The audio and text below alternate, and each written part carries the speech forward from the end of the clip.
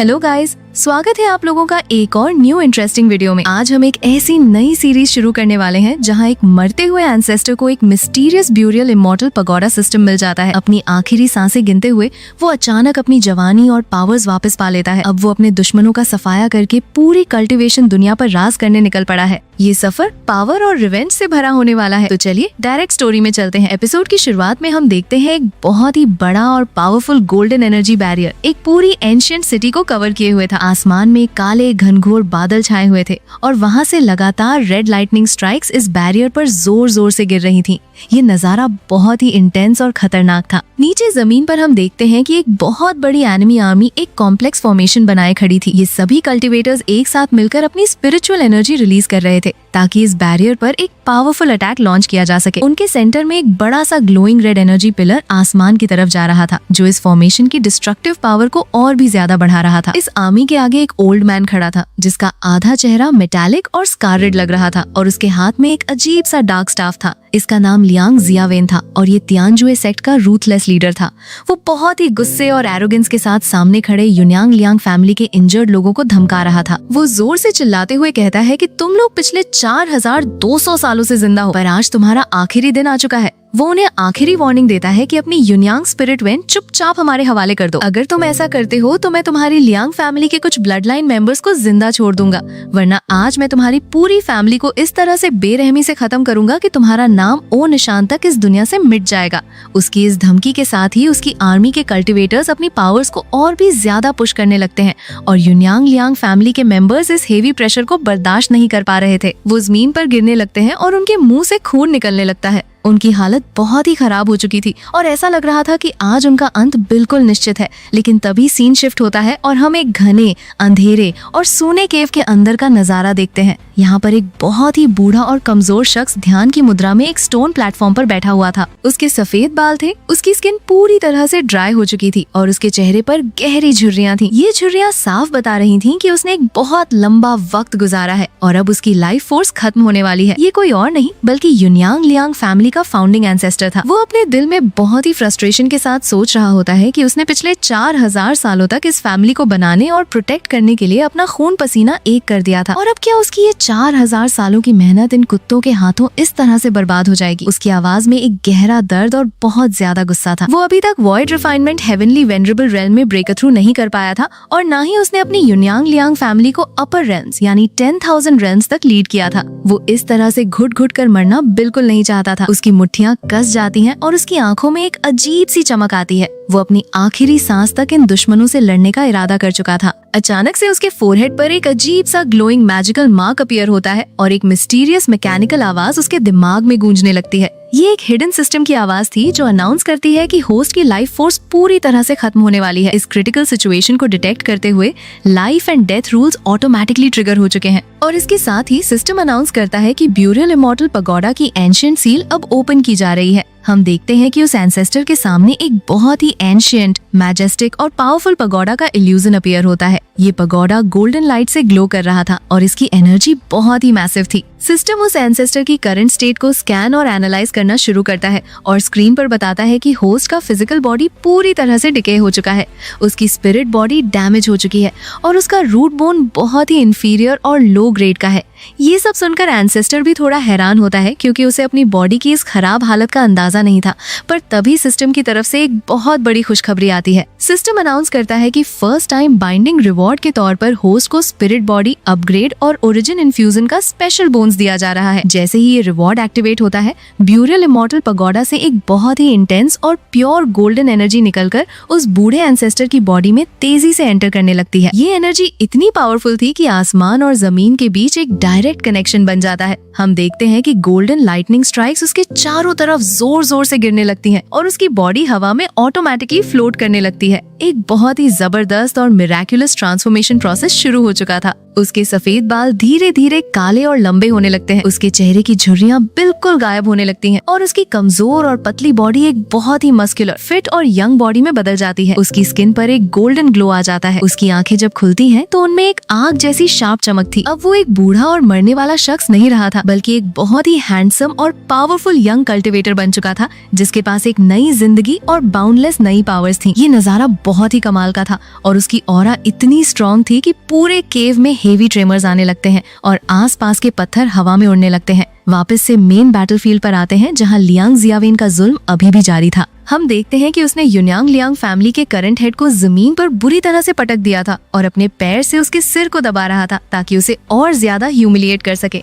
वो बहुत ही एरोगेंस और एविल हंसी के साथ कहता है कि लियांग फैमिली का वो बूढ़ा कचरा एंसेस्टर तो पहले ही मर चुका होगा और आज युन्यांग लियांग फैमिली का इस दुनिया से हमेशा के लिए सफाया हो जाएगा। वो इस फैमिली के सभी मेंबर्स को पूरी तरह से डिस्ट्रॉय करने का फाइनल ऑर्डर देने ही वाला था कि तभी अचानक से आसमान में एक बहुत बड़ा और शॉकिंग बदलाव आता है। काले बादलों के बीच में से एक बहुत बड़ा और terrifying black spatial portal open होता है। इस पोर्टल के अंदर से लगातार रेड लाइटनिंग निकल रही थी और एक ऐसी पावरफुल और सफोकेटिंग एनर्जी रिलीज हो रही थी जिसने वहां मौजूद सभी लोगों को हिलाकर रख दिया। सभी की नजरें डर के मारे आसमान की तरफ उठ जाती हैं और वो देखते हैं कि इस पोर्टल के सेंटर में से वही यंग एंसेस्टर धीरे धीरे हवा में चलते हुए नीचे उतर रहा है। उसकी रेड और ब्लैक रोब्स हवा में तेजी से लहरा रही थी और उसकी प्रेजेंस से ही वहाँ का माहौल पूरी तरह से बदल गया था। उसकी ऑरा इतनी हेवी थी कि नीचे खड़े कल्टीवेटर्स को सांस लेने में तकलीफ होने लगती है। जैसे ही लियांग फैमिली के सभी डेस्परेट मेंबर्स इस यंग शख्स को देखते हैं, उन्हें अपनी आंखों पर बिल्कुल भी यकीन नहीं होता। एक मेंबर जोर से चिल्लाकर कहता है कि ये तो हमारे एंसेस्टर हैं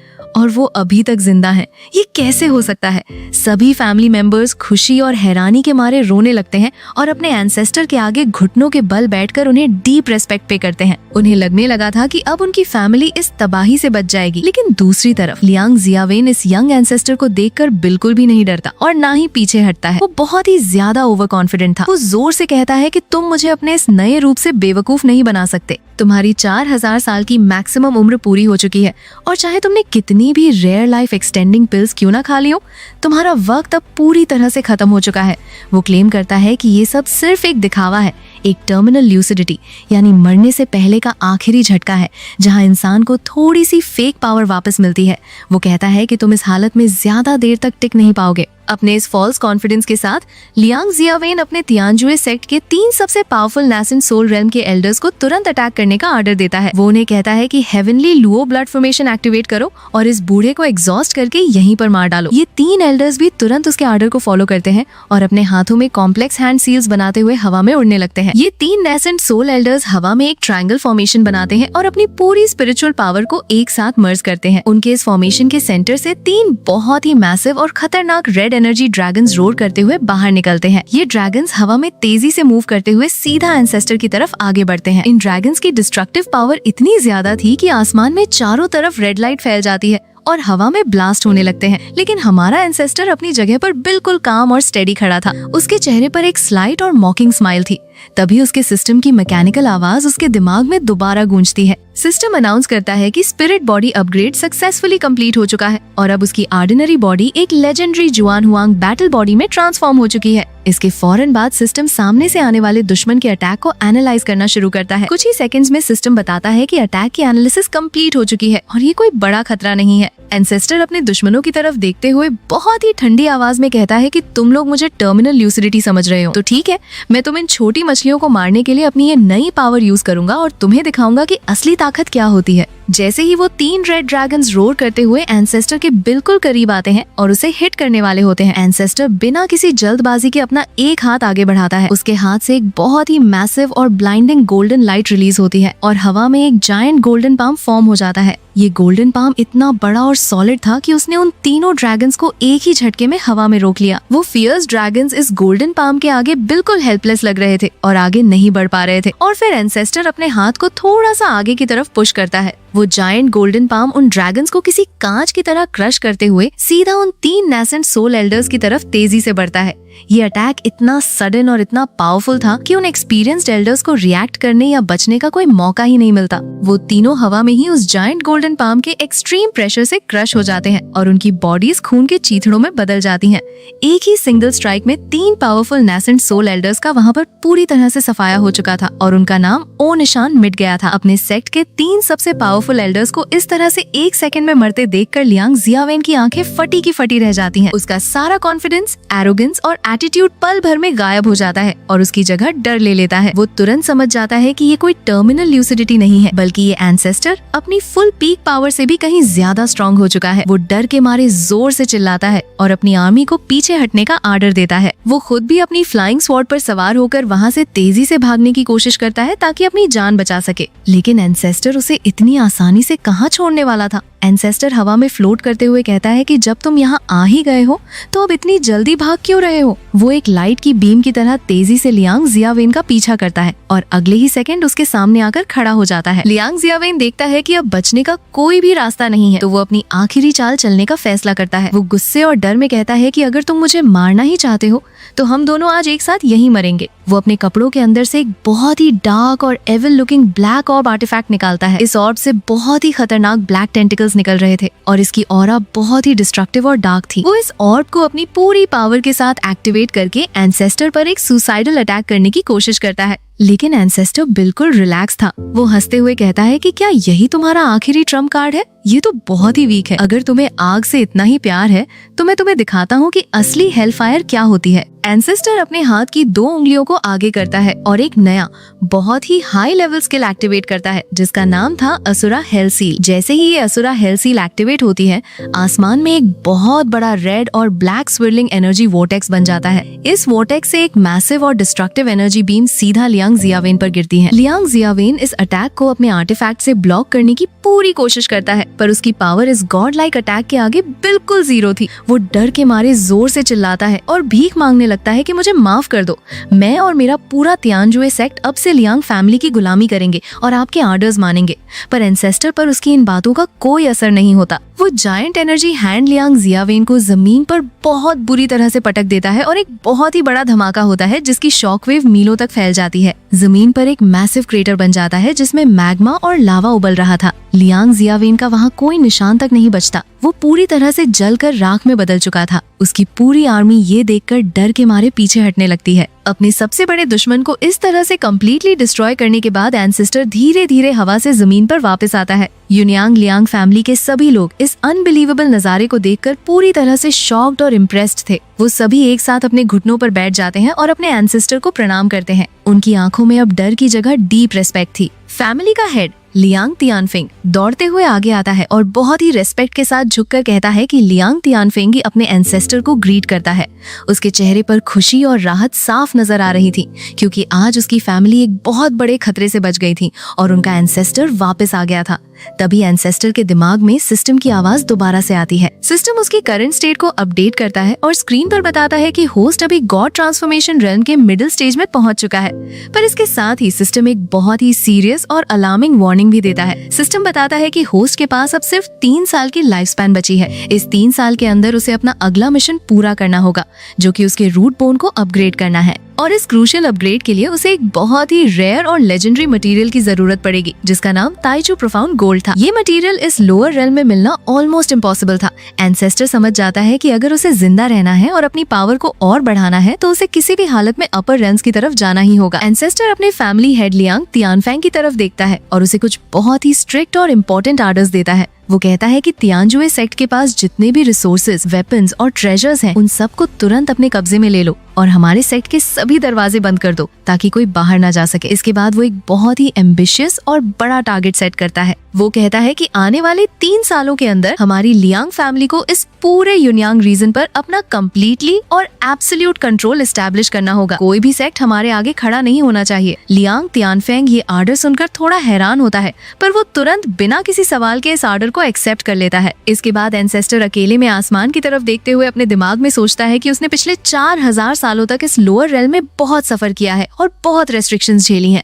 पर अब जब उसके पास ये powerful burial immortal pagoda system है जिसका कनेक्शन सीधा 10,000 रेल्म से है, तो वो इस बार पीछे नहीं हटेगा। वो इस बार अपनी युनियांग लियांग फैमिली को पर्सनली लीड करेगा और उन सभी गॉड्स और डीमंस का सामना करेगा जो उसके रास्ते में रुकावट बनेंगे। उसका अल्टीमेट गोल अपर रेल्म्स में असेंड करना, ताइचू प्रोफाउंड गोल्ड हासिल करना और इमॉर्टैलिटी अचीव करना था। इसके बाद सीन शिफ्ट होता है और हम देखते हैं कि एंसेस्टर अपनी पूरी आर्मी के साथ तियानजुए सेक्ट के मेन बेस पर पहुंच चुका था। ये सेक्ट एक बहुत ही ऊंचे और मैसिव पहाड़ पर स्थित था और इसके चारों तरफ एक बहुत ही थिक और गोल्डन एनर्जी बैरियर लगा हुआ था जो पूरे सेक्ट को प्रोटेक्ट कर रहा था। ये बैरियर पिछले वाले बैरियर से कहीं ज्यादा स्ट्रॉन्ग और कॉम्प्लेक्स लग रहा था। लियांग तियानफेंग आगे आकर एंसेस्टर को रेस्पेक्टफुली बताता है कि ये तियानजुए सेक्ट का मेन डिफेंस बैरियर है जो जमीन की डीप अर्थ वेन्स के साथ डायरेक्टली कनेक्टेड है। इसे बाहर से फोर्स के साथ तोड़ना बहुत ही मुश्किल काम है। वो सजेस्ट करता है कि हम अपनी आर्मी का एक बैटल फॉर्मेशन बनाकर इस पर लगातार अटैक करते हैं। इस तरह से हम इस बैरियर की एनर्जी को धीरे धीरे एग्जॉस्ट कर देंगे और कुछ ही दिनों में ये अपने आप टूट जाएगा। पर एंसेस्टर को ये स्लो आइडिया बिल्कुल पसंद नहीं आता। वो कहता है कि मेरे पास सिर्फ 3 साल की जिंदगी बची है और मेरे लिए एक एक दिन बहुत कीमती है। मैं इस बैरियर को तोड़ने में अपने दिन वेस्ट नहीं कर सकता। वो अपनी आर्मी को लाउडली आर्डर देता है कि सब लोग तुरंत 10 माइल पीछे हट जाओ। आर्मी तुरंत एंसेस्टर का आर्डर मानकर पीछे हट जाती है। एंसेस्टर आगे बढ़ता है और अपने राइट हाथ की मुट्ठी बनाता है। उसकी मुट्ठी पर एक बहुत ही इंटेंस और ब्लाइंडिंग गोल्डन एनर्जी तेजी से ग्लो करने लगती है। वो बिना किसी हेजिटेशन के आगे बढ़ता है और एक बहुत ही पावरफुल पंच उस मैसिव गोल्डन बैरियर पर मारता है। बूम! एक बहुत ही डेफनिंग और लाउड आवाज आती है और वो बैरियर जो अर्थ वेन से कनेक्टेड था एक ही सेकंड में कांच की तरह चटक कर बिखर जाता है। इस सिंगल पंच की शॉकवेव इतनी स्ट्रॉन्ग थी कि पूरा पहाड़ और जमीन हिलने लगती है। लियांग, तियानफेंग और बाकी सभी आर्मी मेंबर्स इस रॉ और अनबिलीवेबल पावर को देखकर पूरी तरह से दंग रह जाते हैं। बैरियर के टूटने के फौरन बाद एंसेस्टर अपनी आर्मी को आर्डर देता है कि अंदर घुस जाओ। जो भी हमारा विरोध करे या लड़ने की कोशिश करे उसे जान से मार दो और इनके सभी ट्रेजरीज, स्क्रिप्चर, पवेलियंस और स्पिरिट हर्ब गार्डन्स को सील कर दो। आर्मी तुरंत एक्शन में आती है और तियानजुए सेक्ट के अंदर चार्ज कर देती है। वहाँ पर जो भी बचे हुए लोग थे उन्हें आसानी से डिफीट कर दिया जाता है और पूरे सेक्ट पर लियांग फैमिली का कब्जा हो जाता है। इसके बाद हम देखते हैं कि एंसेस्टर खुद चलकर तियानजुए सेक्ट के मेन ट्रेजरी रूम में जाता है। ये रूम बहुत बड़ा था और इसमें बहुत सारे रेयर आइटम्स, वेपन्स और ट्रेजर्स रखे हुए थे। एंसेस्टर एक एक करके उन आइटम्स को देखता है पर उसे इन लोअर रेल्म के आइटम्स में कुछ भी काम का नहीं लगता। तभी उसकी नजर एक छोटे से अजीब से ब्लैक स्टोन पे पड़ती है जो एक बॉक्स में रखा था। वो उस स्टोन को उठाता है और उसे ध्यान से देखता है। सिस्टम तुरंत उस स्टोन को एनालाइज करता है और बताता है कि इसमें ताइचू प्रोफाउंड गोल्ड की बहुत ही वीक ऑरा डिटेक्ट हुई है। दरअसल ये एक एंशिएंट टेलीपोर्टेशन एरे का ब्रोकन फ्रैगमेंट था जो सीधा ताइचू रेल्म से बिलोंग करता था। सिस्टम बताता है कि इस फ्रैगमेंट में इतना मटेरियल नहीं है कि होस्ट के रूट बोन को अपग्रेड किया जा सके। पर एंसेस्टर इस इन्फॉर्मेशन से निराश नहीं होता। वो समझ जाता है कि ये फ्रैगमेंट एक बहुत बड़ा क्लू है। वो सोचता है कि अगर उसे इस टेलीपोर्टेशन एरे का पूरा सेटअप और बाकी फ्रैगमेंट्स मिल जाए तो वो उस एंशिएंट एरे को फिक्स करके हायर रेल्म्स में ट्रैवल कर सकता है। वहाँ पर उसे जरूर ताइचू प्रोफाउंड गोल्ड मिल जाएगा जिससे वो अपनी 3 साल की लाइफ स्पैन की प्रॉब्लम को हमेशा के लिए सॉल्व कर सकेगा। कुछ देर बाद लियांग तियानफेंग वहाँ आता है और खुशी से रिपोर्ट करता है कि एंसेस्टर, हमने तियानजुए सेक्ट को पूरी तरह से क्लियर कर लिया है। इनके पास इतने मैसिव रिसोर्सेज थे जो हमारी फैमिली के लिए बहुत यूजफुल होंगे। इन रिसोर्सेज का यूज करके हम आने वाले वक्त में कम से कम 10 नए नेसेंट सोल कल्टिवेटर्स प्रोड्यूस कर सकते हैं। ये हमारी फैमिली की ओवरऑल पावर को बहुत ज्यादा बढ़ा देगा। पर इस अच्छी खबर के साथ लियांग तियानफेंग के चेहरे पर एक डीप टेंशन भी थी। वो बताता है कि हमारे स्पाइस ने एक बहुत ही बुरी खबर दी है। युनियांग रीजन के बाकी 3 सबसे बड़े सेक्ट्स, जिनके नाम जुआनमिंग कल्ट, मैड सेबर सेक्ट और मून कंसीलिंग वैली हैं, उन्होंने हमारे खिलाफ एक अलायंस बना लिया है। उन्होंने अपनी 1 लाख कल्टीवेटर्स की एक मैसिव और वेल इक्विप्ड आर्मी को हमारी युनियांग माउंटेन रेंज के चारों तरफ डिप्लॉय कर दिया है और हमें घेर लिया है। इन तीनों सेक्ट्स के गॉड ट्रांसफॉर्मेशन रेल्म के एंसेस्टर्स ने एक साथ मिलकर एक जॉइंट सीक्रेट मीटिंग की है और उन्होंने आपको एक इनविटेशन भेजा है। लियांग तियानफेंग अपने हाथ में 3 ग्लोइंग टोकन्स दिखाता है जो उन तीनों सेक्ट्स की तरफ से आए थे। वो कहता है कि उन्होंने आपको बाउंड्री स्टेले पर आकर बात करने के लिए बुलाया है। पर ये कोई नॉर्मल मीटिंग नहीं लग रही है। ऐसा लग रहा है कि वो हम पर प्रेशर डालने और हमें धमकाने की कोशिश कर रहे हैं। उनका इरादा बिल्कुल भी ठीक नहीं है। एंसेस्टर उन ग्लोइंग टोकन्स को देखता है और उसके चेहरे पर एक बहुत ही कॉन्फिडेंट और फियरलेस स्माइल आती है। वो कहता है कि ठीक है, अगर वो मिलना चाहते हैं तो उन्हें आने दो, मैं उनसे कल मिलूंगा। इसके बाद वो लियांग तियानफेंग से कहता है कि तुमने यहाँ से जो भी high grade cultivation techniques collect की हैं, वो सब तुरंत मुझे ला कर दो। लियांग तियानफेंग तुरंत कुछ ग्लोइंग जेड स्लिप्स निकाल कर देता है। एंसेस्टर एक शांत केव में ध्यान लगाने बैठ जाता है। उसके सामने वो सभी जेड स्लिप्स हवा में फ्लोट कर रही थी। वो उनमें से एक टेक्निक को सिलेक्ट करता है जिसका नाम ब्लड शैडो शील्ड था। ये एक अर्थ ग्रेड की लो लेवल टेक्निक थी। एंसेस्टर अपने ब्यूरल इमॉर्टल पगोडा सिस्टम को यूज करता है। सिस्टम इस टेक्निक को डीपली एनालाइज करता है और उसकी सभी कमियां निकालकर उसे अपग्रेड करना शुरू करता है। सिस्टम बताता है कि इस अपग्रेड प्रोसेस में थोड़ी स्पिरिचुअल एनर्जी कंज्यूम होगी। एंसेस्टर इसके लिए तुरंत अग्री करता है। कुछ ही सेकंड्स में पगोडा की इनक्रेडिबल पावर से वो लो लेवल टेक्निक एक बहुत ही पावरफुल और flawless heaven grade ultimate technique में ट्रांसफॉर्म हो जाती है। इस नई टेक्निक का नाम वॉइड शिफ्टिंग आर्ट था। एंसेस्टर इस सिस्टम की इस अनबिलीवेबल पावर को देखकर खुद भी अमेज्ड था। वो सोचता है कि जब तक उसके पास सफिशिएंट स्पिरिचुअल एनर्जी है, वो इस सिस्टम की मदद से किसी भी ऑर्डिनरी स्किल को एक डिवाइन और गॉड लेवल स्किल में इजिली बदल सकता है। अब सीन शिफ्ट होकर एक बहुत ही ऊंची और खूबसूरत जगह पर जाता है, जहां आसमान में क्लाउड्स फ्लोट कर रहे थे और माहौल बहुत ही टेंस था। यहाँ पर 3 बहुत ही मैसिव और ग्रैंड थ्रोन्स हवा में तैर रहे थे। इन थ्रोन्स पर उन तीनों अलाइड सेक्ट्स के पावरफुल एंसेस्टर्स बैठे हुए थे। उनके पीछे उनकी 1 लाख कल्टिवेटर्स की पूरी आर्मी फॉर्मेशन बनाए खड़ी थी। ये नजारा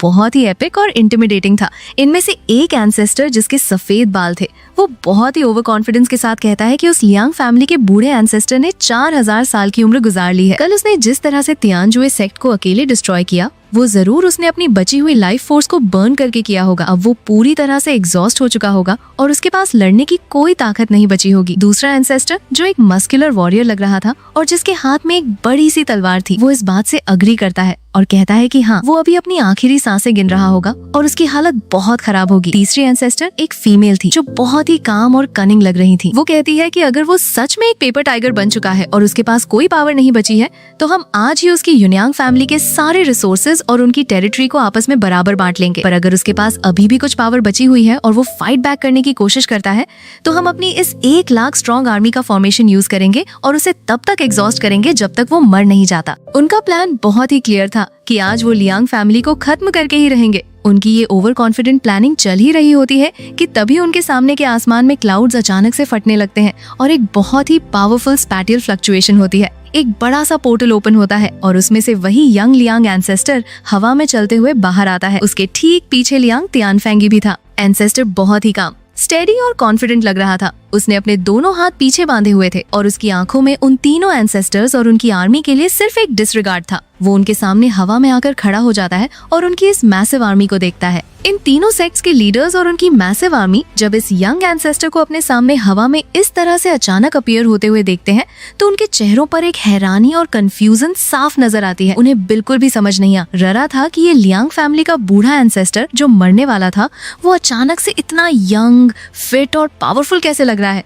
उनकी आर्मी में भी थोड़ी टेंशन फैल जाती है। उनमें से वो सफेद बालों वाला तियानजुए सेक्ट का अलाइड लीडर, जो बहुत ही एरोगेंट लग रहा था, वो अपनी स्पिरिचुअल सेंस का यूज करता है और एंसेस्टर की बॉडी को ध्यान से स्कैन करता है। स्कैन करने के बाद वो थोड़ा चौंक कर कहता है कि इसके अंदर तो मौत की कोई ऑरा ही नहीं है। इसकी लाइफ फोर्स तो बिल्कुल प्योर, फ्रेश और स्ट्रॉन्ग लग रही है। ऐसा लग रहा है जैसे इसने कोई नई जिंदगी पाली हो। तभी वो बीच में अपने थ्रोन पर बैठी हुई फीमेल लीडर, जो बहुत ही कनिंग लग रही थी, वो आगे आती है और बहुत ही चालाकी और मीठी आवाज में कहती है कि कल जब तियानजुए सेक्ट ने अचानक से आपकी लियांग फैमिली पर हमला किया था, तो हम लोग आपकी मदद के लिए अपनी ये पूरी आर्मी लेकर निकल पड़े थे ताकि आपको बचा सके और आपका साथ दे सके। पर हमें बिल्कुल भी अंदाजा नहीं था कि लियांग फैमिली के एंसेस्टर इतने पावरफुल हैं और उन्होंने अकेले ही सब कुछ इतनी आसानी से संभाल लिया। आज हम तीनों सेक्ट्स यहाँ पर इकट्ठे हुए हैं सिर्फ आपको इस जीत की बधाई देने के लिए और आपसे दोस्ती करने के लिए। उसकी ये झूठी और बनावटी बातें सुनकर वो सफेद बालों वाला लीडर अपनी जगह से खड़ा होता है और उस फीमेल लीडर की बात काटते हुए बहुत ही एरोगेंस के साथ कहता है कि हम सब यहाँ पर हजारों साल पुराने खिलाड़ी हैं, इसलिए ये दिखावा करने की कोई जरूरत नहीं है। सीधी बात करते हैं। वो एंसेस्टर की तरफ पॉइंट करके कहता है कि तुमने इस रीजन का जो बैलेंस था उसे पूरी तरह से तोड़ दिया है। तियानजुए सेक्ट के पास जितने भी रिसोर्सेज थे वो तुम अपने पास रख सकते हो, पर इस रीजन की जो 3 सबसे बड़ी और मेन स्पिरिट वेन्स हैं,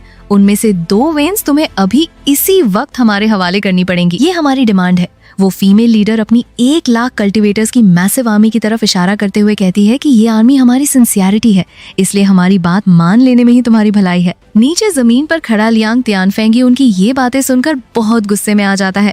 वो जोर से चिल्लाते हुए कहता है कि ये तो खुलेआम लूट मार है और तुम लोग हमें धमकाने की कोशिश कर रहे फॉक्स। ये क्लियर अल्टीमेटम है जो तुम हम पर थोपना चाहते हो, लेकिन हमारा एंसेस्टर इन तीनों सेक्ट लीडर्स की इन धमकियों और बातों पर बिल्कुल भी ध्यान नहीं दे रहा था। वो इन तीनों गॉड ट्रांसफॉर्मेशन रेल्म के लीडर्स को देखकर बहुत ही बोर और अनइम्प्रेस्ड फील कर रहा था। वो एक ठंडी सांस लेता है और उनकी तरफ देखते हुए कहता है कि तुम लोगों का लेवल और सोच बहुत ही लो है। तुम लोग मुझे उन कुत्तों की तरह लग रहे हो जो किसी गंदी नाली में गिरे हुए खाने के लिए आपस में लड़ते हैं और एक दूसरे को काटते हैं। तुम्हारी इन छोटी छोटी बातों और लालच में मेरा कोई इंटरेस्ट नहीं है। ये बोलकर एंसेस्टर अपने अपने हाथ में वही छोटा सा ग्लोइंग ब्लैक स्टोन निकालता है जो उसे तियानजुए सेक्ट की मेन ट्रेजरी से मिला था, जिसमें ताइचू प्रोफाउंड गोल्ड की ऑरा थी। वो स्टोन को हवा में आगे करता है और उन तीनों से पूछता है कि मैं तुमसे एक सवाल पूछता हूँ, क्या तुमने इस रेयर मटेरियल को पहले कभी देखा है या इसके बारे में कुछ जानते हो?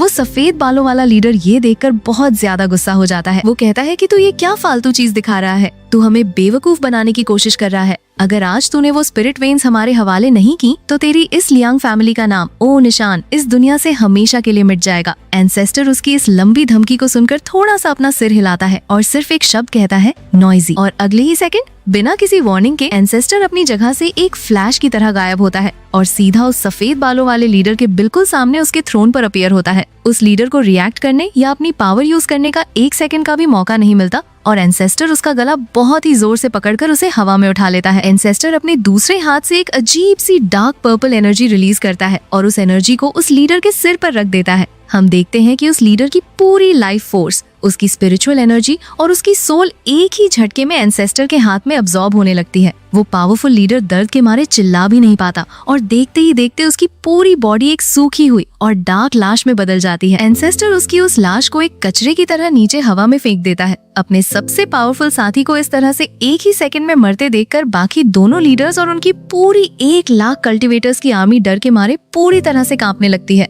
उनका सारा ओवर कॉन्फिडेंस पल भर में डर में बदल जाता है। उन्हें साफ समझ आ जाता है कि ये एंसेस्टर उनके लेवल से कहीं ज्यादा ऊपर है और वो इसके सामने 1 मिनट भी नहीं टिक सकते। वो तुरंत अपनी बड़ी बड़ी फ्लाइंग शिप्स को पीछे की तरफ मोड़ते हैं और वहाँ से तेजी से भागने की कोशिश करते हैं, पर एंसेस्टर उन्हें इस तरह से भागते हुए देखकर बहुत ही ठंडी और खतरनाक आवाज में कहता है कि जब तुमने इस मटेरियल को देखा ही नहीं है तो फिर तुम सब यहीं पर मर जाओ। वो अपने दोनों हाथों को आगे करता है और बहुत ही तेजी से कॉम्प्लेक्स हैंड सील्स बनाता है। उसके हाथों से रेड एनर्जी निकलने लगती है और वो अपना वही खतरनाक और massive attack Asura hell seal activate करता है। जैसे ही ये सील एक्टिवेट होती है, आसमान का रंग पूरी तरह से बदल जाता है और वहाँ एक बहुत बड़ा और टेरिफाइंग रेड कलर का स्विर्लिंग वॉर्टेक्स ओपन हो जाता है। इस वॉर्टेक्स के अंदर से एक बहुत ही मैसिव और God like red energy hand नीचे की तरफ तेजी से आता है। ये जायंट हैंड उन भागती हुई फ्लाइंग शिप्स और उस पूरी आर्मी पर इतनी बुरी तरह से और इतने हेवी प्रेशर के साथ गिरता है कि वहाँ पर एक बहुत बड़ा और डेफनिंग धमाका होता है जिसकी आवाज मीलों तक सुनाई देती है। जमीन पूरी तरह से फट जाती है और चारों तरफ सिर्फ तबाही, आग और धूल का मंजर था। वो मस्कुलर लीडर जो पहले बहुत एरोगेंस दिखा रहा था, वो अब डर के मारे अपनी बड़ी सी तलवार और चेन्स का यूज करके इस जायंट हैंड को रोकने की पूरी कोशिश करता है, पर उसकी पावर इस गॉड लेवल अटैक के आगे बिल्कुल जीरो थी। उसकी तलवार और चेन्स पल भर में टूट जाती हैं और वो भी अपनी आर्मी के साथ इस जायंट हैंड के नीचे एक कीड़े की तरह क्रश हो जाता है। जब धूल थोड़ी छंटती है तो हम देखते हैं कि वहाँ पर उन तीनों सेक्ट्स की 1 लाख कल्टिवेटर्स की पूरी आर्मी और उनकी मैसिव ट्रेजर शिप्स का पूरी तरह से सफाया हो चुका था। उनका वहाँ कोई निशान तक नहीं बचा था और पूरा बैटलफील्ड एक खंडहर में बदल चुका था। सिर्फ वो फीमेल लीडर जिंदा बची थी और वो डर के मारे जमीन पर अपने घुटनों के बल बैठी हुई थी। वो बुरी तरह से कांप रही थी और रोते हुए एंसेस्टर से अपनी जान की भीख मांगती है। वो अपने सिर को जमीन पर रगड़ते हुए कहती है कि मुझे माफ कर दीजिए, मैं अपनी लाइफ सोल आपको पूरी तरह से सरेंडर करती हूँ और आज से मैं और मेरा सेक्ट लियांग फैमिली की गुलाम बनकर रहेंगे। पर एंसेस्टर उसकी इन बातों से बिल्कुल भी इम्प्रेस नहीं होता और उसकी तरफ एक बहुत ही कोल्ड और इमोशनलेस लुक देता है। इस एपिक फाइट और दुश्मनों के सफाई के बाद सीन पूरी तरह से शिफ्ट होता है और हम एक बहुत ही डार्क और टेरिफाइंग जगह का नजारा देखते हैं।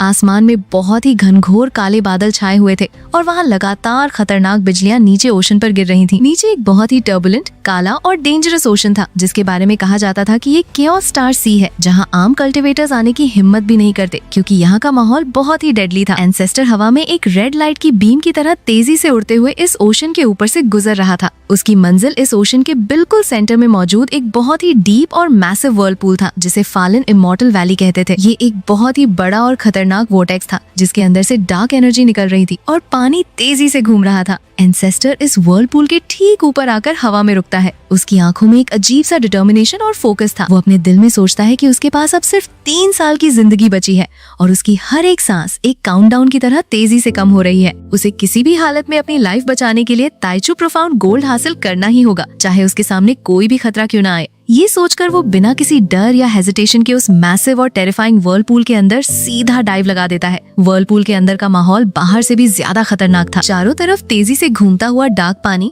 स्पैटियल क्रैक्स और डेंजरस लाइटनिंग स्ट्राइक्स थी जो किसी को भी पल भर में डिस्ट्रॉय कर सकती थी। पर एंसेस्टर अपनी पावर और शील्ड का यूज करके इन सभी खतरों को आसानी से बाईपास करता हुआ सीधा नीचे उस डीप एबिस में पहुंच जाता है। नीचे पहुंचते ही वो देखता है कि इस अंधेरी खाई के अंदर एक बहुत ही बड़ी एंशिएंट और ग्लोइंग सिटी हवा में फ्लोट कर रही थी। ये नजारा बहुत ही अनएक्सपेक्टेड था क्योंकि इस सुनसान जगह पर ऐसी सिटी का होना अजीब था। तभी उस एंशिएंट सिटी के ऊपर से एक बहुत ही एरोगेंट और लाउड आवाज आती है जो कहती है कि इस जगह को अब सेंट्रल हेवन डोमेन के शेंजियाओ सेक्ट ने पूरी तरह से अपने कब्जे में ले लिया है। तुम चाहे किसी भी रीजन से आए हो, तुरंत यहाँ से 5000 माइल दूर चले जाओ, वरना इसका अंजाम बहुत बुरा होगा और तुम जिंदा वापस नहीं जाओगे। ये आवाज उस सेक्ट के एक यंग लीडर की थी जो अपनी एक बहुत बड़ी और ग्रैंड गोल्डन फ्लाइंग शिप पर अपने हजारों कल्टिवेटर्स की आर्मी के साथ खड़ा था। एंसेस्टर उस यंग लीडर को अपनी स्पिरिचुअल सेंस से स्कैन करता है और देखता है कि वो सिर्फ गॉड ट्रांसफॉर्मेशन रेल्म के मिडिल स्टेज पर है और उसके पास कोई भी high level defensive spirit treasure नहीं है। एंसेस्टर उसकी इस धमकी को सुनकर बहुत ही कामली और बिना किसी डर के कहता है कि मैंने ठीक से सुना नहीं, तुमने क्या कहा?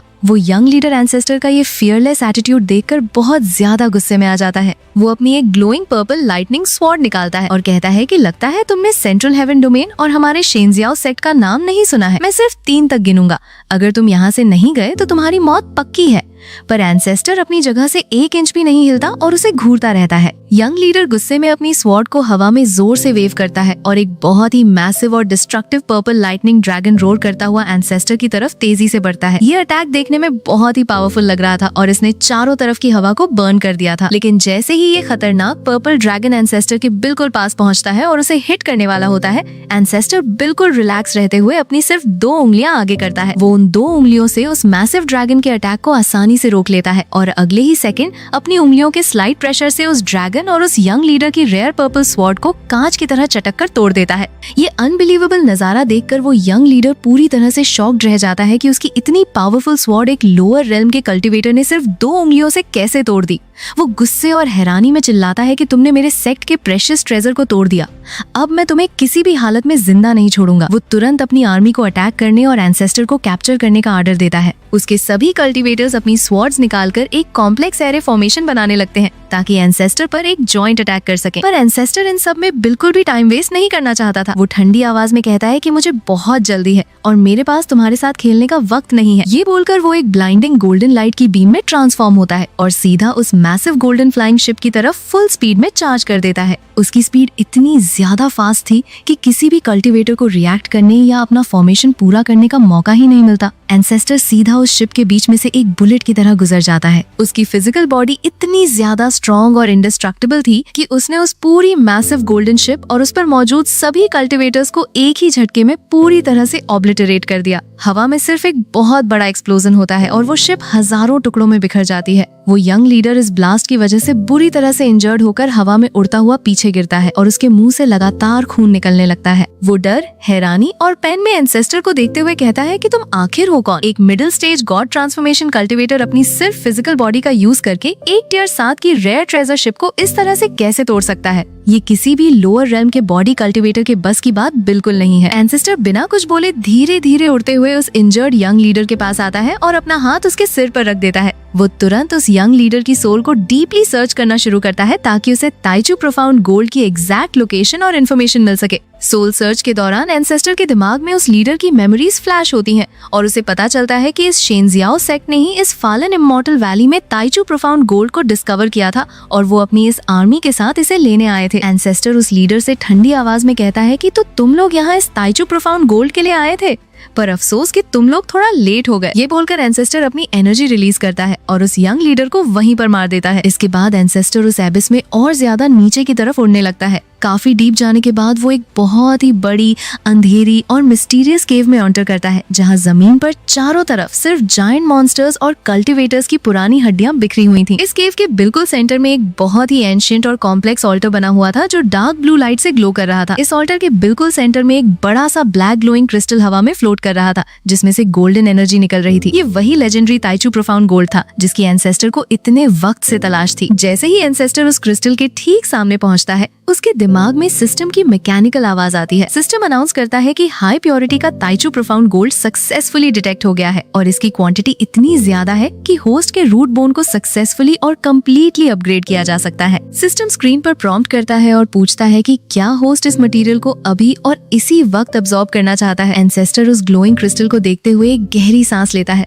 वो अपने दिल में सोचता है कि उसने पिछले 4000 सालों तक इस लोअर रेल्म की कल्टीवेशन दुनिया में बहुत स्ट्रगल किया है, बहुत पेन सहा है और हमेशा अपनी मौत के डर के साए में जिया है। पर आज ये सब स्ट्रगल हमेशा के लिए खत्म होने वाला है। वो सिस्टम को कॉन्फिडेंटली कमांड देता है कि एब्जॉर्प्शन प्रोसेस तुरंत शुरू करो। एंसेस्टर आगे बढ़कर उस एंशिएंट एरे के बिल्कुल सेंटर में खड़ा हो जाता है और अपनी स्पिरिचुअल एनर्जी से उस एरे को एक्टिवेट करता है। एरे एक्टिवेट होते ही जमीन से ग्लोइंग रेड एनर्जी लाइंस निकलकर उस ताइचू प्रोफाउंड गोल्ड को चारों तरफ से घेर लेती हैं। फिर सिस्टम की पावर से उस ब्लैक क्रिस्टल से बहुत ही प्योर, इंटेंस और पावरफुल गोल्डन एनर्जी निकलना शुरू होती है। ये गोल्डन एनर्जी सीधा एंसेस्टर की चेस्ट में तेजी से एंटर करने लगती है। कुछ ही देर में एब्जॉर्प्शन प्रोसेस पूरा हो जाता है और सिस्टम अनाउंस करता है कि ताइचू प्रोफाउंड गोल्ड सक्सेसफुली अब्सॉर्ब हो चुका है। इसके साथ ही एक बहुत बड़ा अपडेट आता है और ब्यूरियल इमॉर्टल पगोडा का सेकंड फ्लोर भी ओपन हो जाता है। सिस्टम बताता है कि रिपेयर का प्राइमरी टारगेट अचीव हो गया है और अब रूट बोन का मेन अपग्रेड प्रोसेस शुरू हो रहा है। हम देखते हैं कि एंसेस्टर की बॉडी हवा में फ्लोट करने लगती है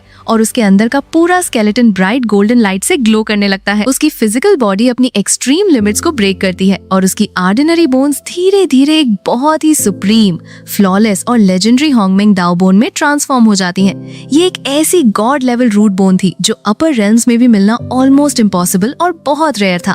इस सक्सेसफुल अपग्रेड के फौरन बाद सिस्टम अनाउंस करता है कि अब होस्ट की लाइफ स्पैन को रिशेप और रिस्टोर किया जा रहा है। एंसेस्टर के दिल की धड़कन बहुत ही स्ट्रॉन्ग, लाउड और स्टेडी हो जाती है। उसकी बॉडी में एक नई, फ्रेश और बाउंडलेस लाइफ फोर्स तेजी से भर जाती है। सिस्टम स्क्रीन पर बताता है कि होस्ट को सक्सेसफुली 3000 साल की नई लाइफ स्पैन मिल चुकी है। ये खुशखबरी सुनकर एंसेस्टर की आंखों में एक बहुत ही इंटेंस और कॉन्फिडेंट चमक आती है। पर ये मिरेकल यहीं खत्म नहीं होता। रूट बोन के होंगमेंग दाओ बोन में अपग्रेड होते ही एंसेस्टर की रुकी हुई कल्टीवेशन लेवल भी बहुत तेजी से बढ़ने लगती है। वो गॉड ट्रांसफॉर्मेशन रेल्म के मिडिल स्टेज से सीधा लेट स्टेज में बिना किसी रुकावट के ब्रेक थ्रू करता है और फिर देखते ही देखते वो गॉड ट्रांसफॉर्मेशन रेल्म के बिल्कुल पीक यानी गॉड ट्रांसफॉर्मेशन कंप्लीट स्टेज पर पहुंच जाता है। उसकी ऑरा अब इतनी मैसिव, हेवी और टेरिफाइंग हो चुकी थी कि पूरी फॉलन इमॉर्टल वैली में हेवी भूकंप आने लगते हैं और आसपास के पत्थर हवा में उड़ने लगते हैं। एंसेस्टर अपने इस नए सुप्रीम पावर लेवल को फील करते हुए हवा में खड़ा होता है और कहता है कि 3000 साल की नई लाइफ स्पैन, होंगमेंग दाओ बोन और पीक गॉड ट्रांसफॉर्मेशन रेल्म। अब मेरे पास इतनी ज्यादा ताकत आ चुकी है कि मैं इन 10,000 रेल्म्स में किसी के भी सामने कॉन्फिडेंटली खड़ा हो सकूं और किसी से भी लड़ सकूं। अपनी इस नई और गॉड लाइक पावर के साथ एंसेस्टर उस डीप एबिस से तेजी से बाहर निकलता है और सीधा स्पेस यानी डार्क वॉइड में ट्रैवल करने लगता है। वॉइड में तेजी से उड़ते हुए एंसेस्टर देखता है कि सामने एक बहुत ही मैसिव, ग्लोइंग और ग्रैंड सिटी हवा में फ्लोट कर रही थी। ये वही अपर रेल्म की सिटी थी जहाँ से वो शेंजियाओ सेक्ट के लोग आए थे। एंसेस्टर इस ग्रैंड सिटी को देखकर बहुत ही मॉकिंग टोन में कहता है कि इन लोअर रेल्म के कीड़ों की सोच बहुत ही छोटी होती है। इन्होंने मेरे ताइची हेवन एरे को डिस्ट्रॉय करने की कोशिश की और मेरा ताइचू प्रोफाउंड गोल्ड चुराना चाहा। तभी अचानक से उस ग्रैंड सिटी के ठीक ऊपर एक बहुत ही जायंट, ग्लोइंग और God like golden Phantom appear होता है। ये फैंटम उस अपर रेल्म के किसी बहुत ही पावरफुल और हाई लेवल कल्टीवेटर का प्रोजेक्शन था। वो फैंटम अपनी बहुत ही भारी और एकोइंग आवाज में एंसेस्टर से कहता है कि अगर तुम चुपचाप वो ताइचू प्रोफाउंड गोल्ड हमारे हवाले कर दो तो मैं तुम्हारी इस लियांग फैमिली को एक इज्जत की मौत दूंगा और तुम्हें ज्यादा सफर नहीं करना पड़ेगा। एंसेस्टर उसकी ये ओवर कॉन्फिडेंट और एरोगेंट बात सुनकर जोर जोर से हंसने लगता है। वो कहता है कि तुम अपर रेल्म के लोगों को इस तरह से हवा में ऊंचाई पर बैठकर फालतू और बड़ी बड़ी बातें करने का बहुत शौक है, तुम बस बोलना जानते हो। वो जायंट फैंटम एंसेस्टर की इस बेइज्जती से बहुत ज्यादा गुस्से में आ जाता है और वो अपनी एक बहुत बड़ी और ग्लोइंग उंगली एंसेस्टर की तरफ पॉइंट करता है। उस जायंट उंगली से एक बहुत ही मैसिव, ब्लाइंडिंग और डिस्ट्रक्टिव लाइटनिंग बीम सीधा एंसेस्टर पर तेजी से गिरती है। ये अटैक इतना ज्यादा पावरफुल था कि इसने आसपास के स्पेस और वॉइड को भी फाड़ दिया था। सिस्टम तुरंत एक रेड वार्निंग देता है कि एक high level law attack detect हुआ है, पर होस्ट का करंट कल्टीवेशन लेवल कम होने की वजह से इस कॉम्प्लेक्स अटैक को एनालाइज या डिड्यूस नहीं किया जा सकता। पर एंसेस्टर इस वार्निंग को सुनकर बहुत ही फियरलेस और कॉन्फिडेंट होकर कहता है कि मुझे इस वीक अटैक को एनालाइज करने की कोई जरूरत ही नहीं है। वो अपने राइट हाथ की मुट्ठी बनाता है और उस जायंट लाइटनिंग फिंगर की तरफ फुल स्पीड में तेजी से उड़ता है। वो अपनी पूरी रॉ फिजिकल पावर और नई होंगमिंग दाओ बोन की ताकत के साथ उस जायंट फिंगर पर एक बहुत ही सॉलिड और अर्थ शैटरिंग पंच मारता है। बूम! एक बहुत ही डेफनिंग और मैसिव आवाज आती है और वो टेरिफाइंग लॉ अटैक एंसेस्टर के एक सिंगल पंच से किसी कांच की तरह चटक कर हजारों टुकड़ों में बिखर जाता है। वो जायंट फैंटम अपनी इस अल्टीमेट अटैक को इस तरह से फेल होते देखकर पूरी तरह से हैरान और शॉक्ड रह जाता है।